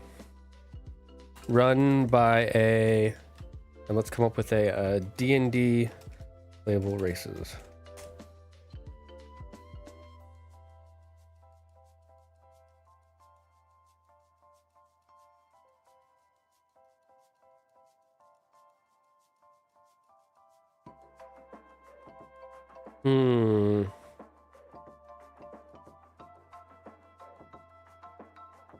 What the heck? They added another bird race? I didn't realize that. That's kind of funny. Oh, they added they added 3 bird races? Damn, I have not been following up. They added so many furry races. Like, there were already so many furry races, especially birds. There was the Arakocra, Kenku, Owlin, and they added Luma, Strig, and Raptor. I honestly don't think you needed these three. You didn't even need Owlin, because you could already be like, oh, it's an Aarakocra that has like these animal, like it's a pelican Aarakocra or whatever.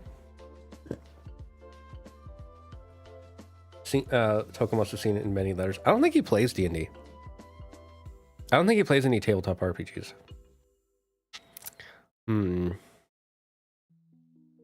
We'll say it's run by a beastkin. And beastkin are like the Loxodons,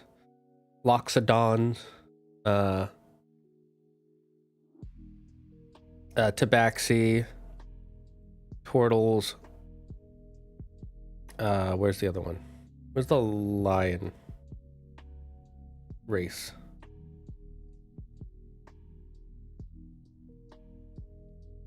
Why did this? There we go. And we'll lock that in. And now we have all the products, goods that you, not all the goods, but enough goods that you can find. I think you're right. But just associate birds with Toko. That is true. That is fair. He is our bird furry. All right, so we have services you can find. What, metal repair? Yeah, that's good. We're locking that in. Prophetic fortune telling, cool. Yeah. Of course, there's the drug cartel with the mushrooms.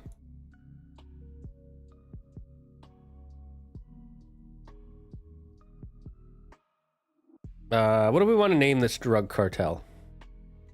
And we'll say they make the psychedelic shrooms because people would want to buy that. Like it's not like there's people in the real world that buy psychedelics. No, not like that makes a lot of money.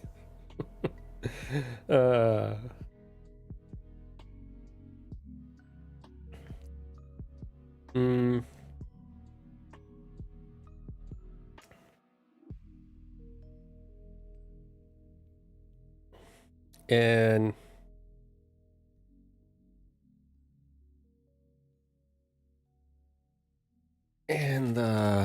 I can't spell psychedelics.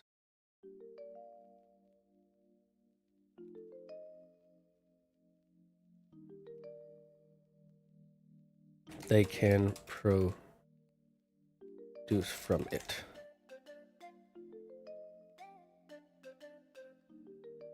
Oh, one of the things at the Game Awards, by the way, is there's a Dune game, a Dune MMO coming out, I think. Nasha Cartel. Nasha.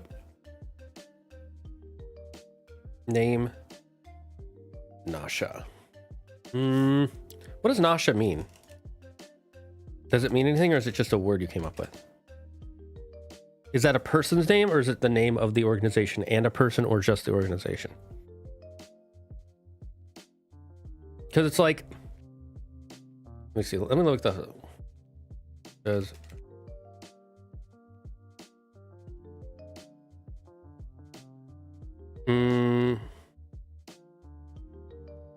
So cartel straight up means. Okay. And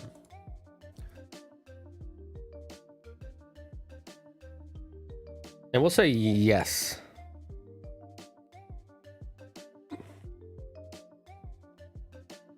This is a heavily regulated mushroom.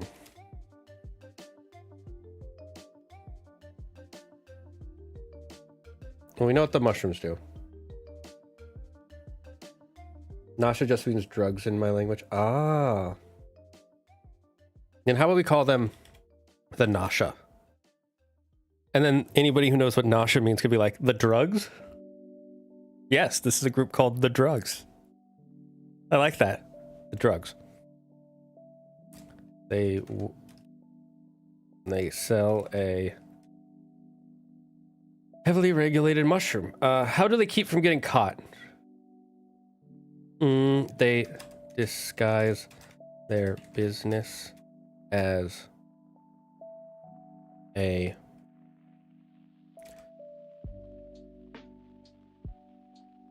They disguise their business by selling the potions in their main store front and in the back alleys. In the back rooms, they sell the drugs. There you go. Easy enough. Makes it harder to catch them too.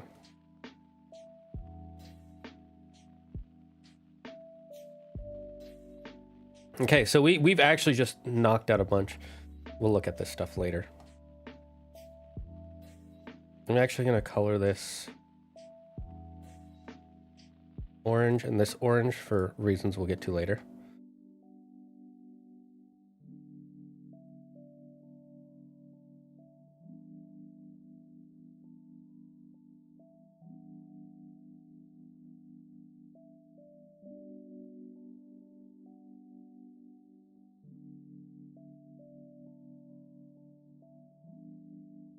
I'm gonna move this up.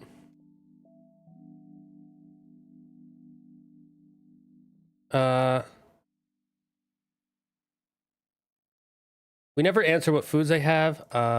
Weird groups, moisture, which goes mushrooms. We answered this, so we'll just, oops, not what I meant to do. We'll, clear this.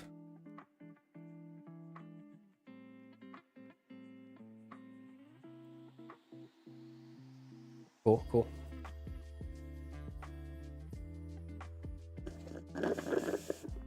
No one caught the far-fetched, a big sad.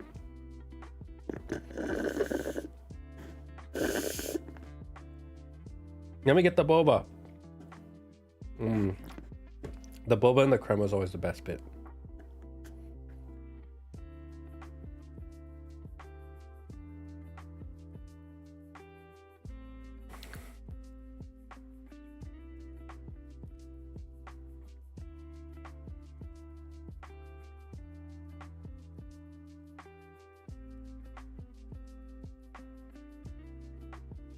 What kind of animals would we say they have?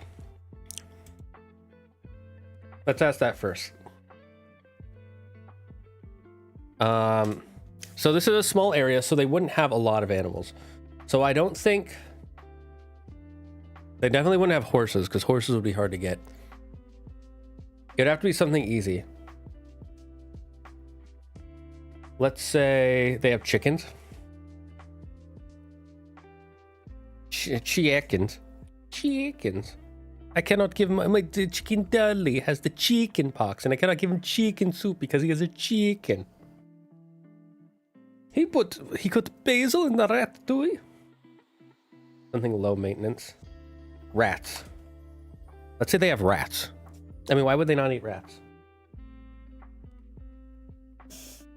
They found a way to farm rats, so rats are the opposite of a problem. Rats are actually considered a good thing now. Chickens are super low maintenance. So rats, chickens, what else?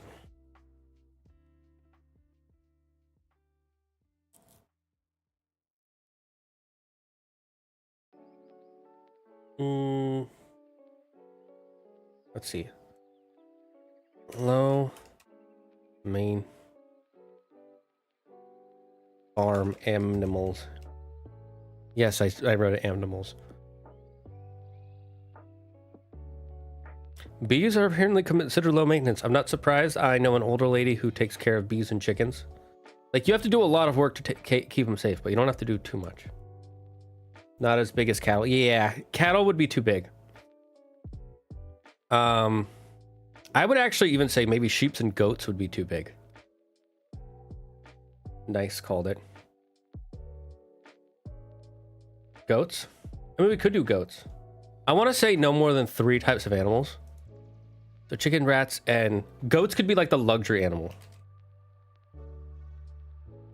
We'll say they're the luxury. Like, it's rare to be able to have chickens and rats, but only the rich have goats. Goats too big.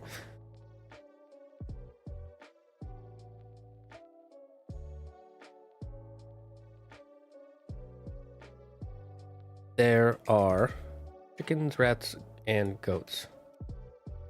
How do they get these animals? Do we want to say the original settling families had brought these animals with them, or people brought them in as they were coming along, or what have you? Yeah, I want my crema. My crema. Rats came from when? Okay, okay.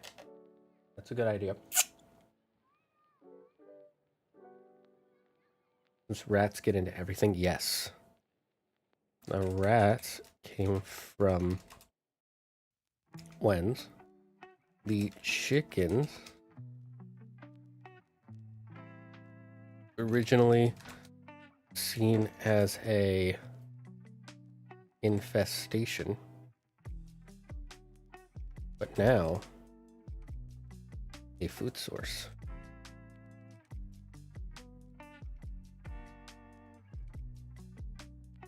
I'm actually gonna we'll move some of this over.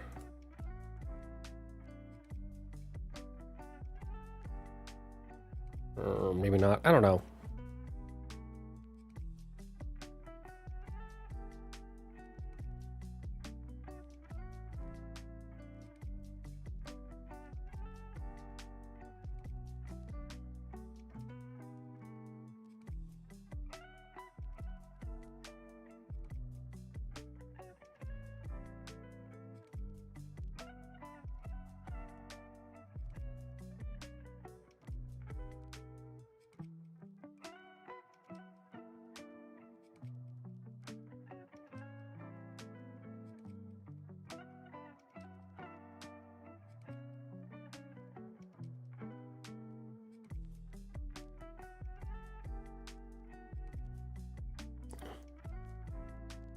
Originally seen as an infestation, but now a food source. A food source.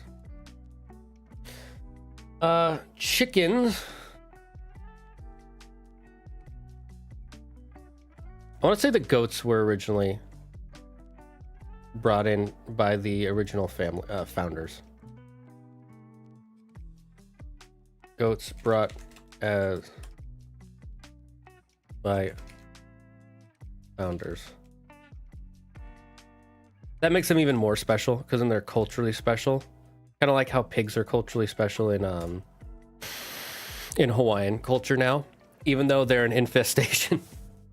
Right? Do you know about this? I should probably make it so Stream Elements does not bring that up anymore because I don't think Twitch allows that. So let me just timers.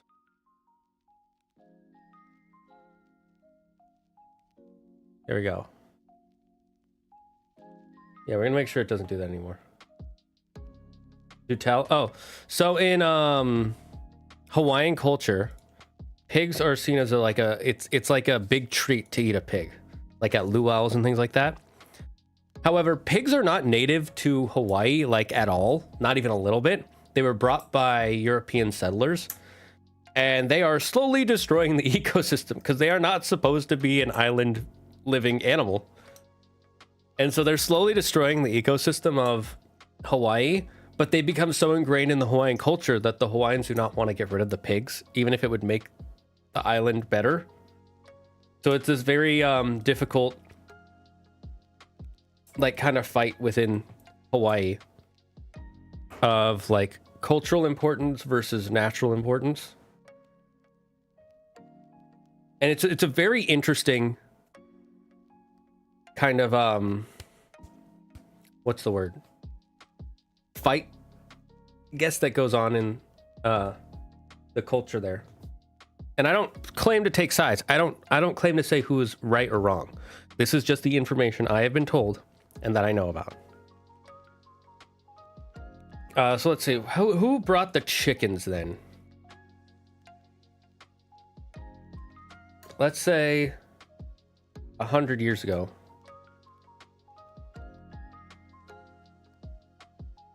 A legendary scaled scavenger.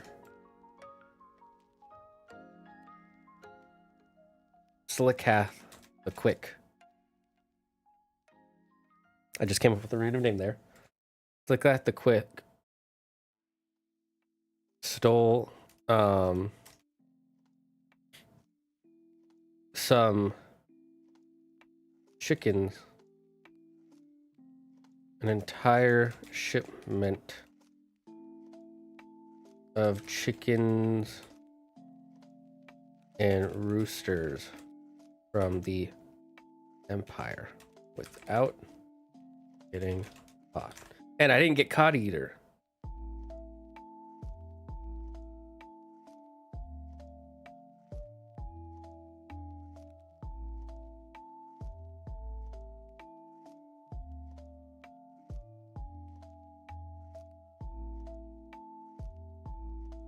I wonder if instead of grown chickens, it was eggs.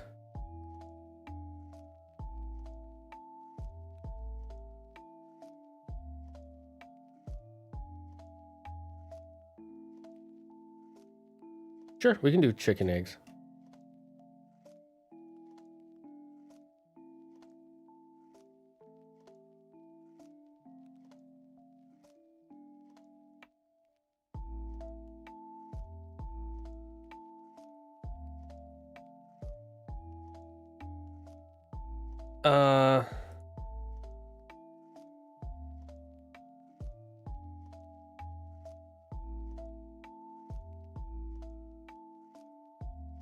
And we'll just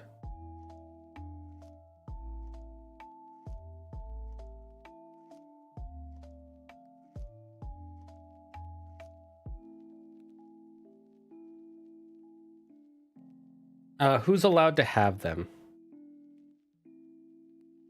Who do we want to say is allowed to have what?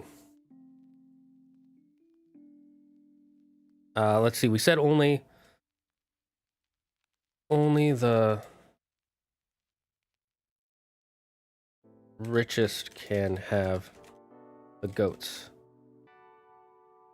So it is seen as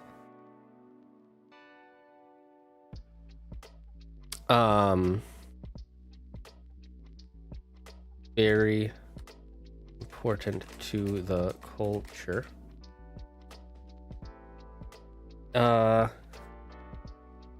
Rats are easy to find because they can propagate anywhere and are easy to farm. Now the chickens is the hard one. No restrictions on rats, exactly, because they're rats. They grow. Like you just put a man rat and a man rat and a woman rat right next to each other. Suddenly you got 100 rats in like a month. Easy.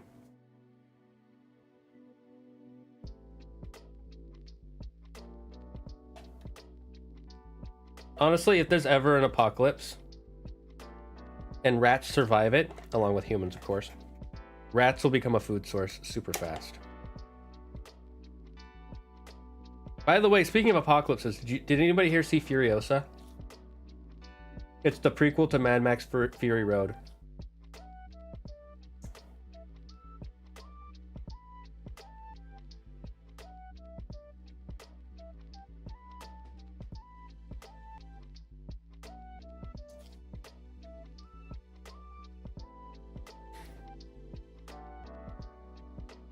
Don't mind me, just licking some crema.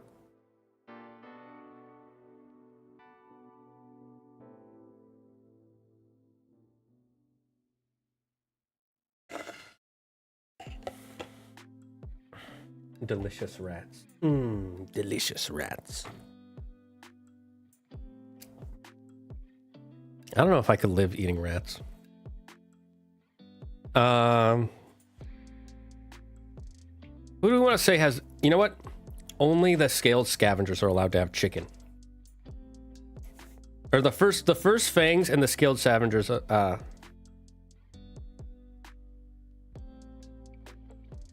first fangs and scaled scavengers.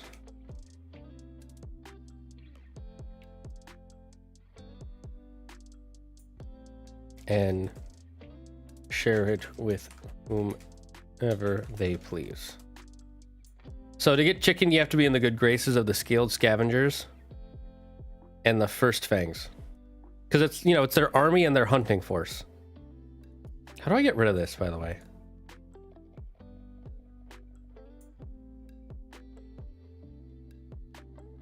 I don't like this column 2 thing.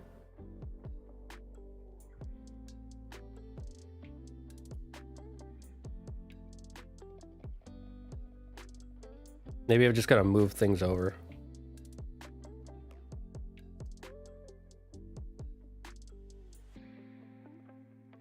I will leave it as it is. Okay, so this we're locking in.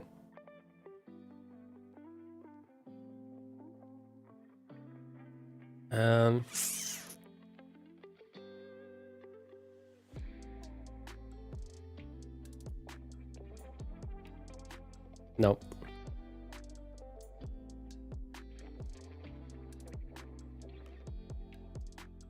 Oh well, that's whatever. That's annoying.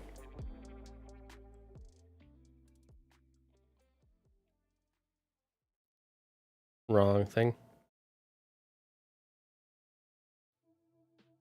Okay, we're almost done with Dragon Song, chat. We're almost done. We have very few questions left to answer.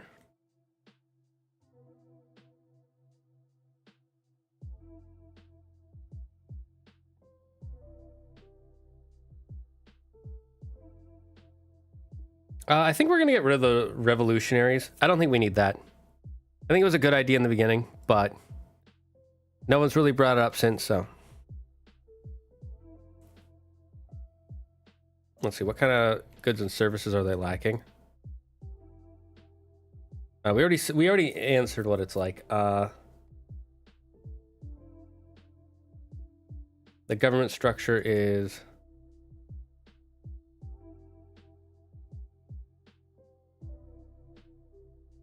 5-person. But there is a council consisting of 5 members.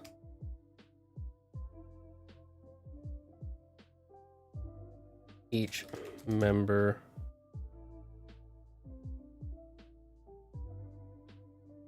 is a representative of the 5 factions. The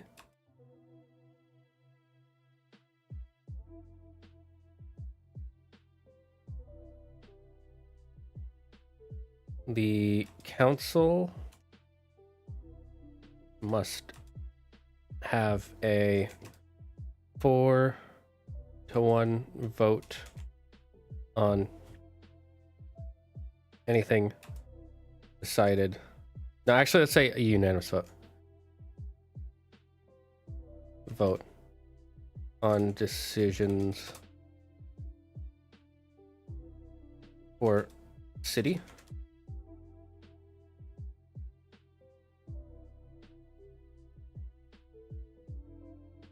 Did I just spell council wrong?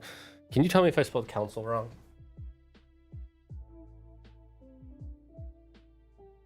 Each faction decides what their faction does separate from the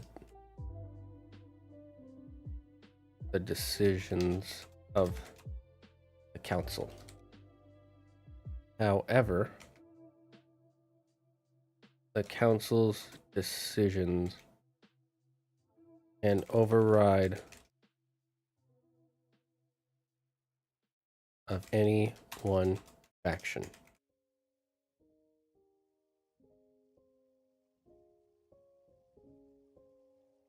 Council is indeed correct. Thank God. My brain, this is the thing with ADHD dyslexia brain. You'll look at a word and you're like, that's how it's spelled. And then 2 seconds later, you look at it and I'm like, I fucked that up somehow, didn't I? It makes no sense.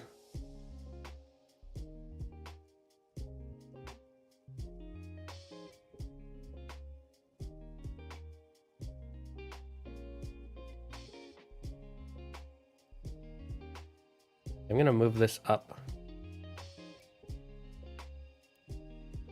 I'll move this over here.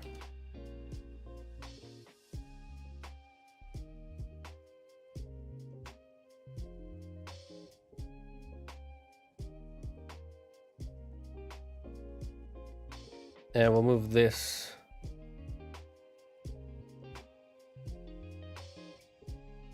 here. We don't need to, this one we don't need to answer. This one we will need to answer.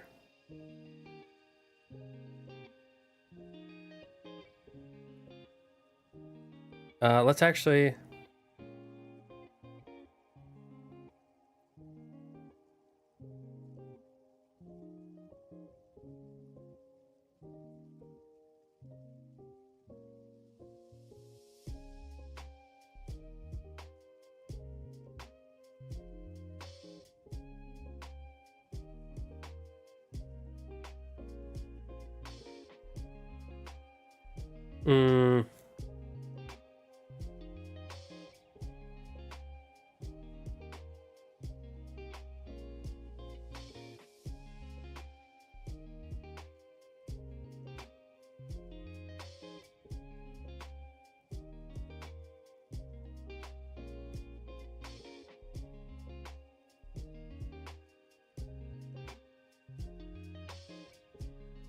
I'm just moving everything around real quick.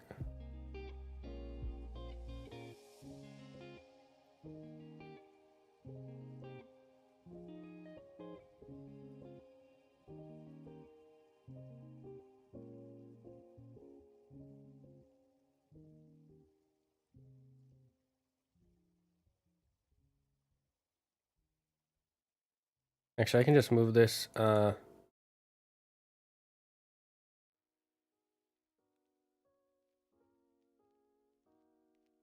They are, oops, called the Scaled Scavengers, and then we can just, no fill, delete that.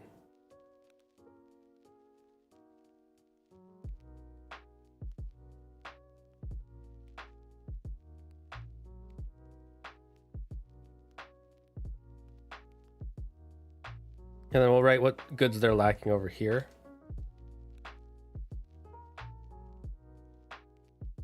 And we'll just have list of NPCs over there for, right. I'm going to take a quick break, chat, because it has been over 2 hours English dumb. It's not just English, it's every language. Every language has their issues. I will admit English has a lot more glaring issues than other languages. But I think that's, in my opinion, that's actually a good thing.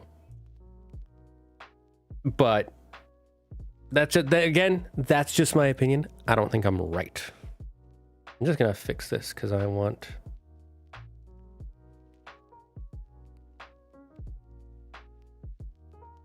the word representative to always be lined up.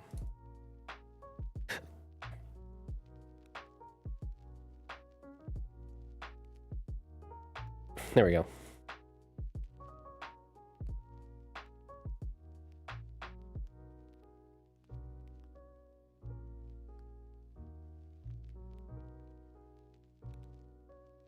Yeah, that's close enough. No, that's lined up, right? Yeah. In terms of spelling, I think Korean is one of the best. I know. Okay. So here's my logical opinion. The best, this is based on what a friend has told me, so I can be 100% wrong here. But when it comes to spelling, the #1 best language for learning how to read and write it is Georgian. And the reason is because, again, just like you said, Hangul is all completely phonetic. Same with Georgian. It's all phonetic. Like their whole writing language is 100% phonetic. And he's like, he literally was telling me this. He's like, you'd have to actually be stupid, like brain dead, to not know how to spell in Georgian. That's how easy it is. This is literally what he told me. You'd have to be brain dead to not know how to spell in Georgian.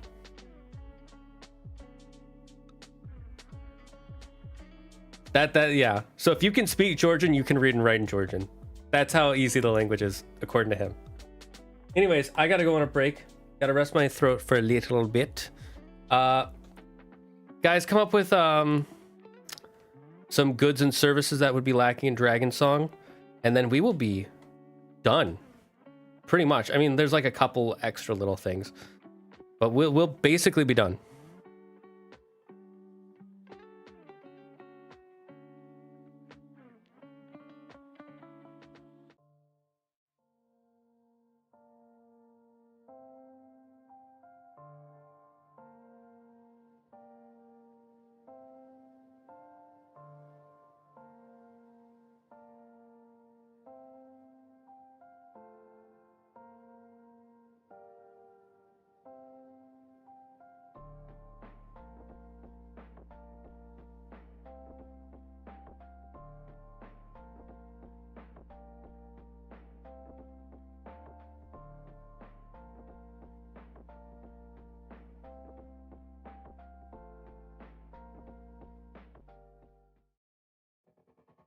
Do you feel tired, confused, or dizzy? Have you ever felt like you just can't go on because of massive headaches? Then try water! Water is the newest soft drink on the market. It's refreshing and delicious, all while containing 0 sugar, 0 corn syrup, and 0 calories. Water will give you the strength to complete the toughest of tasks on the hottest of days. Water can even be used for cleaning yourself and your clothes. An overexposure to water can lead to flooding, massive downpours, tsunamis, whirlpools, and even drowning. Gnarly, dudes. If this happens to you, call 911 and some bros will be there in a flash. If you're planning to use water without an experienced physician around, please make sure you bring along someone who is CPR certified. Man, water is good. Water, have a sip.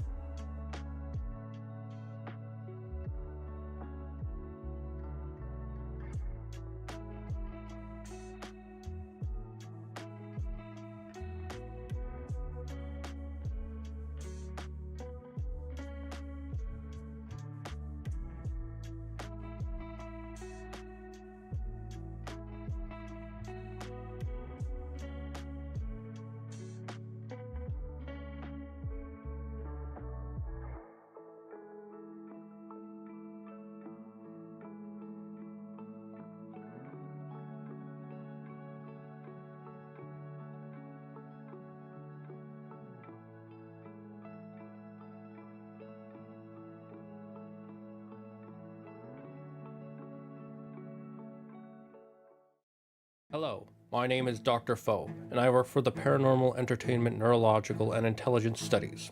There is a new disease sweeping the nation that affects ones of Americans per day. This new disease is known as Dane Burmage. Do not be alarmed, we know the cause of this Dane Burmage.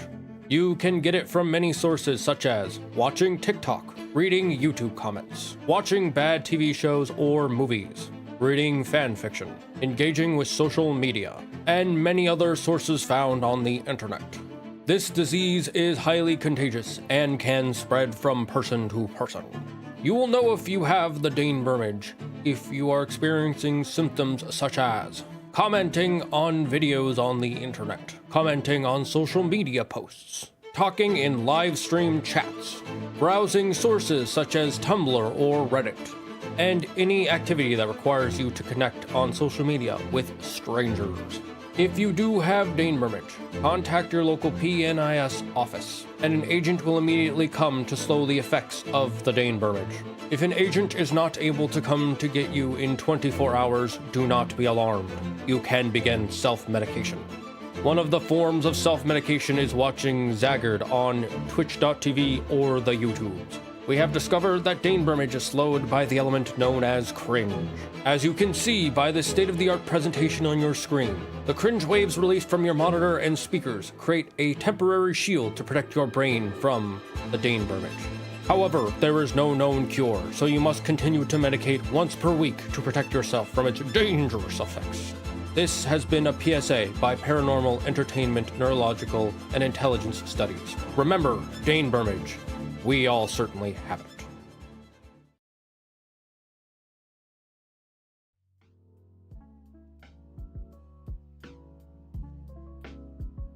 All right, we are back. I'm sorry that was such a long extended break. I wanted to make sure I rested my head so we could power through the end of this. Let's see. Based on what Yuki's saying, they obviously lack many foodstuffs in terms of goods. Fresh fruit and vegetables, larger animals, games are all lacking. I don't imagine they'd have many books or paper-related items. I don't think they would have any because of the whole they don't want any really I mean, yeah. So let's say books, scrolls, recipes for magic items slash potions, fruits, veggies, cheese, dairy. These are all things they're lacking. They're obviously lacking in land. Space is something they're obviously lacking in. How would they keep records? That is, if we go on the assumption they don't have much paper. They don't keep records. Because remember, they don't even have a written language.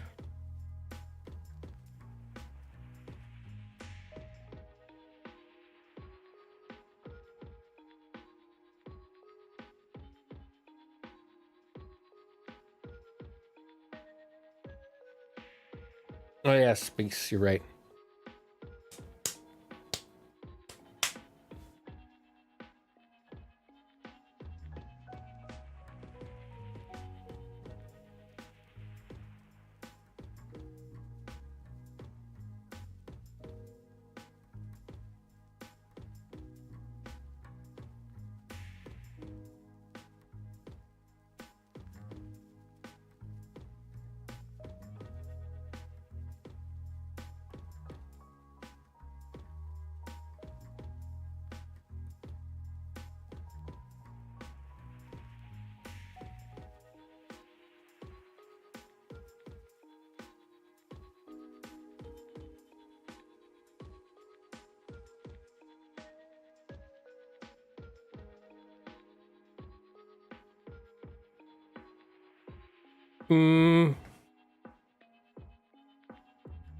What else would they be lacking? They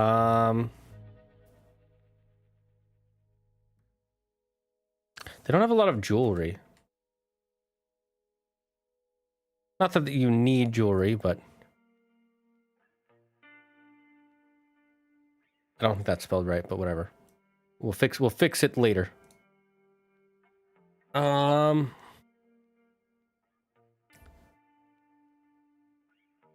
Maybe just handful of storytellers.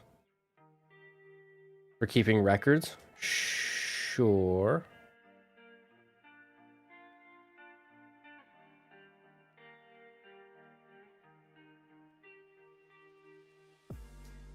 We'll just write, here, I'll write that here. Records are all kept by a group of storytellers known as the Tongue Whisperers.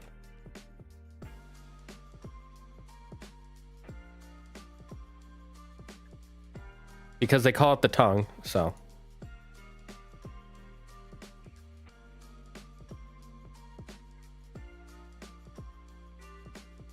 You know, it's really true, but people tend to like it. Exactly, that was my thought too. I'm actually gonna move this up a couple columns. Not even just for keeping records.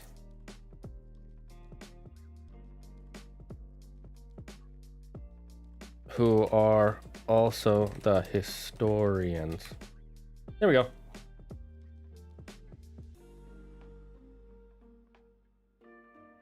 That way you can morph them for however you like.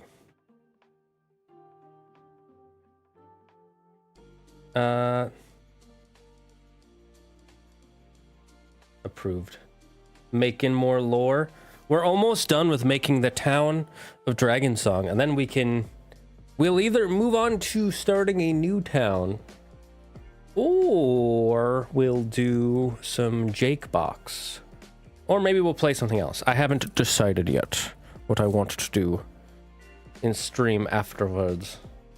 Albert, if you have any ideas what goods or services might be missing from a city that is within a statue, please tell me. I would very much like to know. I don't think we have enough chatters for Jackbox. True. Streetwalkers. Streetwalkers? What do you mean streetwalk? Wait, huh? Much confused. What do you mean by streetwalkers? What are streetwalkers? Hmm? What are these streetwalkers you speak of?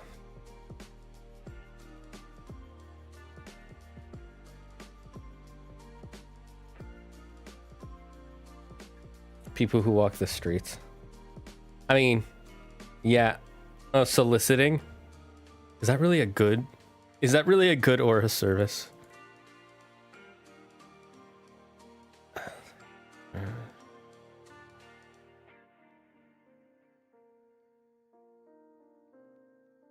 Wait, don't. Too late. Too late.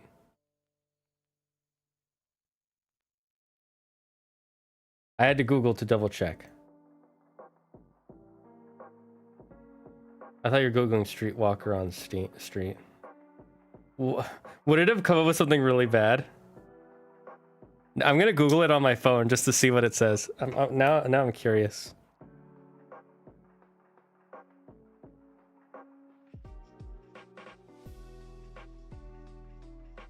Ah, got it. I mean, it's not that bad, just in case. Yeah, you never know what Twitch is gonna be like. Hey, you're not allowed to show that. How dare you? You're now gonna have to give over all your fingernails. And the ones in your basement too. I mean,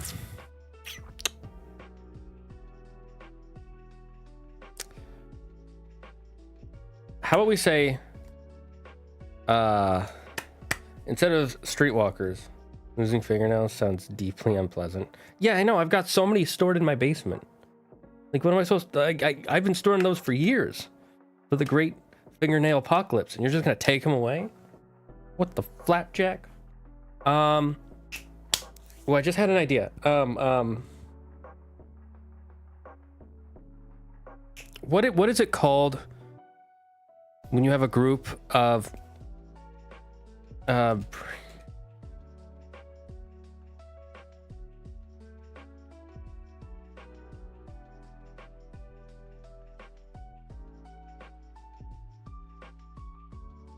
I don't know of a better word to call this, but like a breeding farm. Because since they're mostly reptiles, right? They would want to have like their eggs kept in like a clutch somewhere for all the newborns. And let's say there's like there aren't many areas for this. You know, especially with so many species all together, their younglings might not interact well when they're first hatched. So what would be a good name for breeding farm? Incubators? I guess. Incubation stations. Welcome to incubation station. Yeah, they're lacking incubation stations. Nurseries, yes.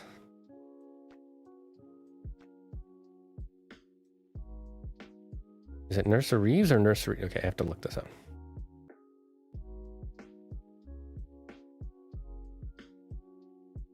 Okay, I had a feeling it was IES, but I wasn't 100% certain.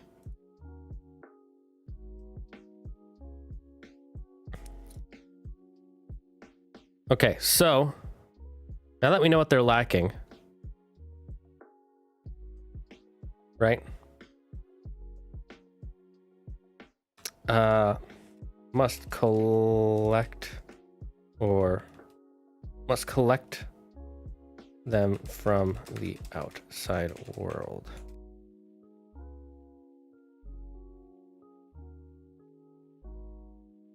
No way to easily procure them. Currently a project to excavate underneath. We already know this one because that's going to be our main plot point, is that they've been doing that. Jewelry.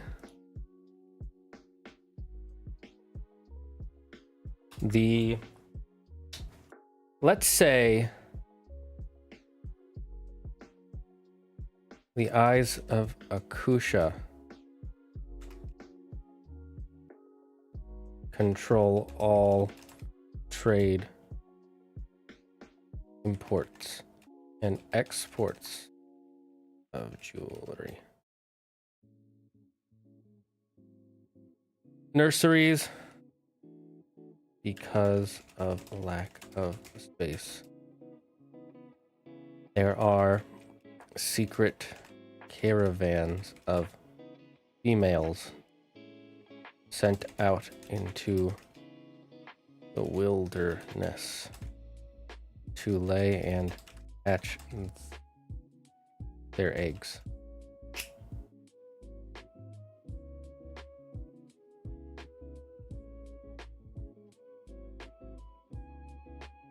Bada bing, bada boom.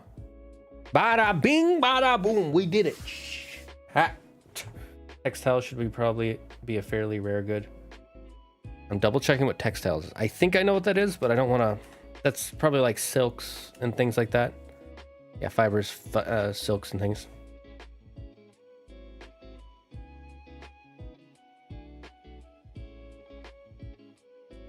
Requires trade with. What do we call the group? Wens.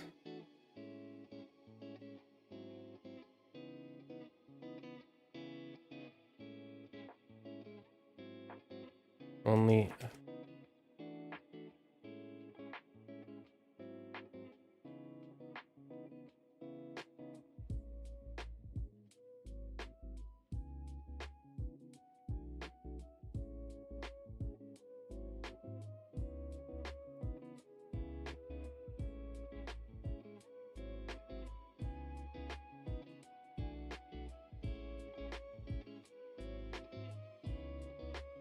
I'm hearing some weird shit outside. Give me a second.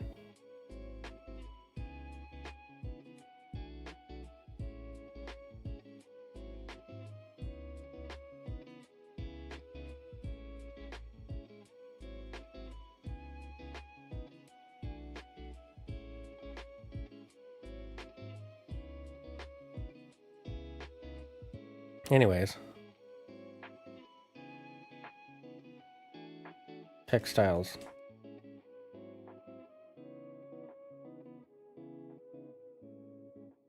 Okay, I think we got our goods and services that they're lacking. I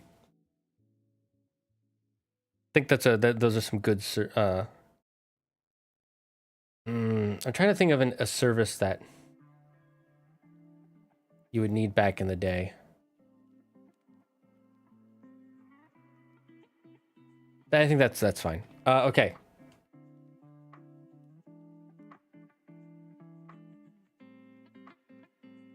What is the name of the law enforcement? I want to know.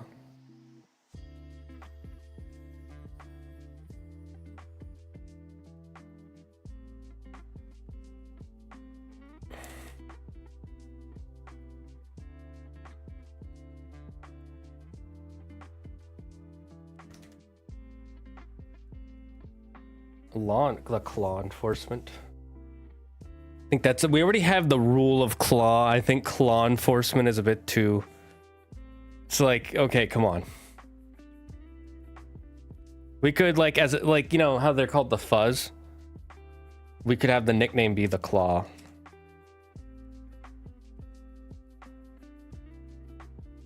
Nickname the claw. All right. So what should we call them then? Enforcers? Nah, I think that's a bit too. The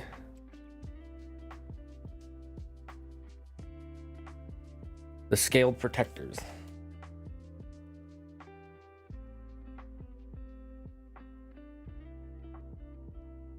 I don't know if I spelled protectors right, but who cares? Who cares at this point? Honestly, tell me if I did spell it wrong. I need to know. I'm just gonna put this in green.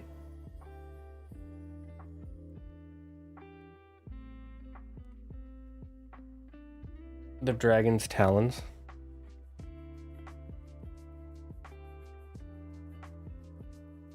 How about a longer name?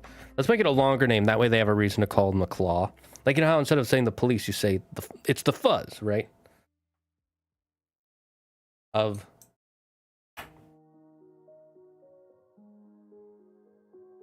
the talons of the great protector.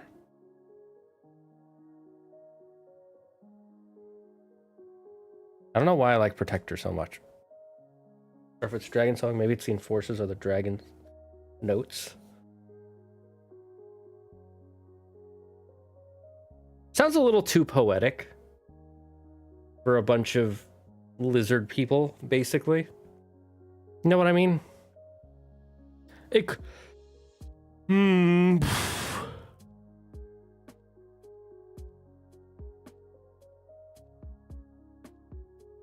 That is fair.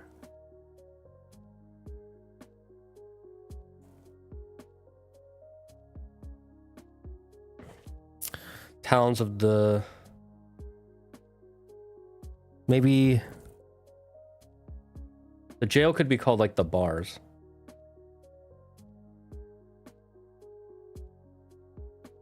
As in like musical notes. I misspelled jail.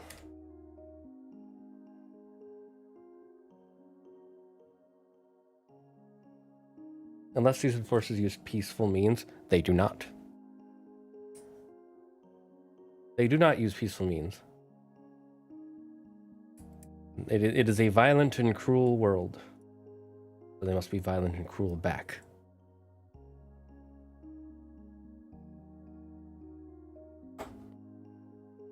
Let's see.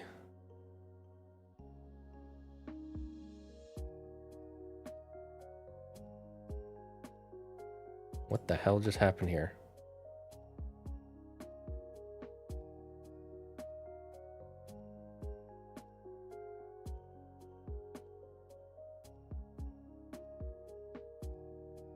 And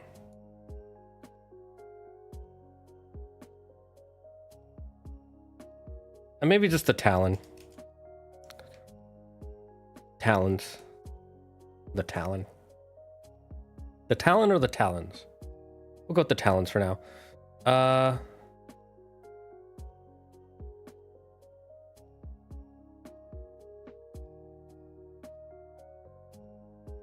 Let me check something. Lizard folk is already the army, so we could say the Dragonborn. Mostly Dragonborn and kobolds. Ostly. I'm just gonna leave it like that, even if that's spelled wrong. I think that's good.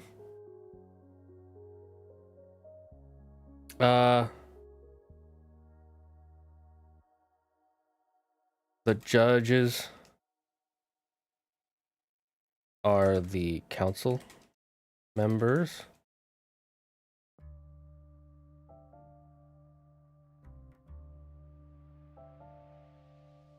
Your lawyer is your clan leader.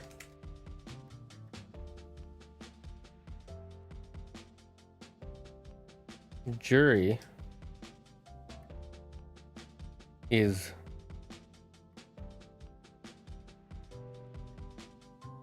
any clan not involved with the specific case.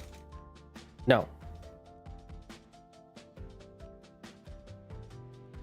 All clans. Prosecutor is the leader of the accusing clan.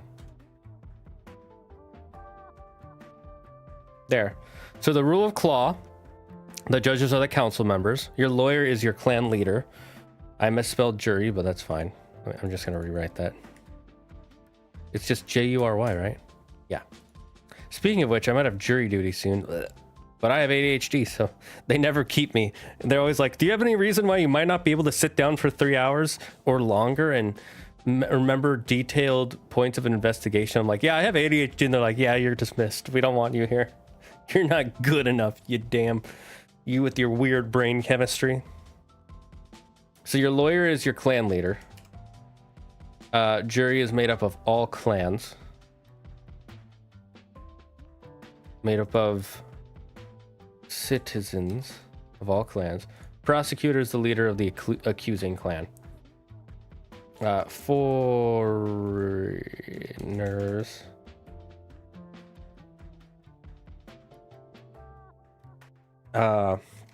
will have a lawyer only if a specific clan decides to represent them.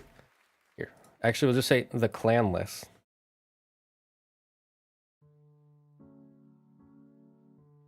There we go. So basically, like, so if your players come into this place and they like start causing trouble, they better hope that they've already made friends with at least one clan, because if none of the clans like them, then they will not represent them in their court trial. But if one of them does, then they can choose to represent them as their lawyer.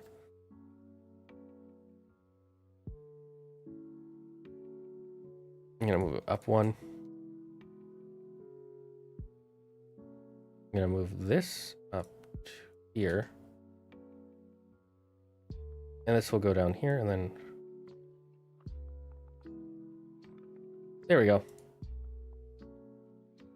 Okay, so we have Dragon Song completely finished. Now, you can write some NPCs, occupations, goals, families, friends, all that stuff yourself. It is an important thing. I'm going to leave it in red for me, so that way if I ever want to use the city, I can have a bunch of NPCs. Just like I can just look up some names, some races, and make up some goals and things. But we don't need this preset, because I'm not making a module. Maybe one day, if I can hire somebody to do some art and make a PDF, I'll make a full PDF and I'll sell it on like a on my Patreon or whatever, if I ever have a Patreon. But for now, I think this is good. I get why jury duty is important in our society, but it is a pain in the ass. Honestly, I really want to do jury duty for the reason of I want to objectively look at a court case and decide whether or not a person is truly guilty or innocent. I don't want to like it is a long time and it's a pain in the ass and you don't get paid for it a lot of the time. But I think it is a necessary thing. I very much am happy that jury duty is a thing, because then it's like in part, like in a objective third party can come in and decide your fate, instead of it being just like, I don't like that guy because in 3rd grade he punched me in my shoulder one time and it really hurt, know what I mean? That being said, because I have ADHD, I don't think it's fair that I am on this trial, because I literally have trouble focusing for a long time. And especially if the person is talking like this and it's very analytical, like, and so at 3:15 we found him, like, if my brain cannot stay focused, I will lose focus. And I don't think that's fair to whoever's being on trial. Whether they actually did it or not, it should be someone who can focus and pay attention and remember all the details. Now, I could do that if I push myself, but I don't think I would. I honestly don't think I would. So while I want to do jury duty because I think I would be objective, I also realize I'm a person who should not be on jury duty. Like, I forget things Claire tells me days later, or I don't notice small details. Like, Claire will completely like change out something in the kitchen and I won't notice for a month. I'll be like, what happened to this? And she's like, I moved it a month ago. I'm like, oh. So last time I got summoned for jury duty, everyone was sent home after a few hours before even selecting, and we were told we had fulfilled our jury duty, so we couldn't be summoned again for 4 years. Lucky. I just get sent home before they even call up, because the way they do it here, at least in my city, and I don't know if they do this in both courthouses, because there's 2 different courthouses in SF. They the first one, they tell you, hey, you're gonna go to on this week, you have to call in and see if you're in the grouping, and if they are calling your group, then on another day you have to go in, and then you just go into this room that kind of looks like a test hall. Like, if you've ever been to any of those testing rooms where like people take a test for the MCATs or whatever, it's just a room like that with just like a bunch of tables, and then there's like a board in the back with a small podium, and then you just sit there for like a couple hours, and then a person comes out and is like, write off your name, your legal name, your signature, your social security number, yada yada yada. Here are the things that may be required of you in court. If you have a reason that you might not be required, please write it down, da da da da da. And then the person goes through the list, and then they say, like, by the way, saying you're going to be on vacation or you just don't want to go are not good enough reasons not to be in. So so we will decide. And then you sit there, and then after a few hours, they're like, then the person looks through all the things, and then they say, okay, they go through your name in alphabetical order. You are excused. You are not excused. You are not excused. You are not excused. You are excused. You are excused. You are excused. And they keep doing that until they're down to like a certain amount of people. And then they bring those people into the courtroom. And then I think based on the state, it's different. But I think what they can do is you can, then they actually have it in the courtroom with the lawyers, the prosecuting and the defense attorney. And then they'll ask the prosecuting attorney and the defense attorney will ask you questions that are seemingly uninvolved with the case. Like, what do you think of this amendment or this law? Are you pro-cop or anti-cop? Stuff like that. And then based on your answers, the prosecuting attorney and the defense attorney are allowed to waive away a certain amount of jurors until you get down to 12 jurors. And once there are 12 jurors that they all agree are going to be impartial enough towards their case, then you're on the jury duty. So you can end up spending 2 to 3 days just being picked for jury duty in some cases. At least that's what I've been told. Anyways, I think we're done with Dragon Song. I think it's good. I think we've got all the things we need. I'm going to try and make a few videos on all this stuff soon, TM.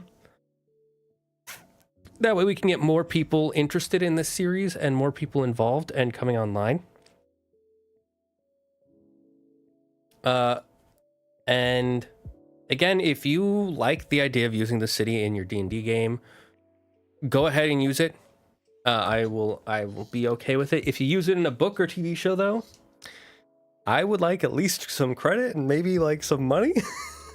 I did spend a lot of hours on this with chat and stuff, but if you want to use it in your games for free, go ahead. I don't care. I'm not gonna be like, I mean, you could honestly just take these stuff and change all the shit and I wouldn't notice. But anyways, thank you all for joining us for another Fantasy Fridays. Next week, we will be starting on a new game, or not a new game, a new city, town, whatever. And we will be using, I was going to go pick up the thing, but it's all the way over there and I don't want to get it. We'll be using our deck of worlds again to decide the basic structure of whatever town we're creating. Until then, guys, stay smart, stay healthy, be thankful for... Oh, wait, no, I'm saying it like we're ending the stream, but we're not. Well, we might be. Let me see if there's anything I want to do. I want to play on stream or something. Because there are some games I might be willing to play. If we do, I will stop and restart the stream. Because yes. Let's see. Is there any? I'm looking at the games I have. BRB, finna make a multi-million-dollar IP where the main setting is Dragon Song. You bastard. Would be painful. It would. Yeah, let me go to the full cam. And then I can close this, the Dragon Song.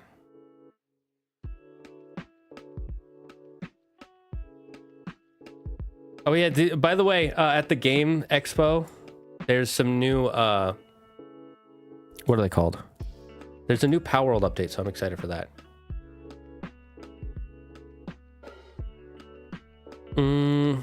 Maybe I'll play a few rounds of Deceive Inc., because I haven't played that in a while. So we'll install that, because I don't have it installed, because I had to take a bunch of stuff off my computer. And then maybe we'll go from there, see what happens. If anybody is down, let me see if my friends want to play anything. But we'll go on a break real quick.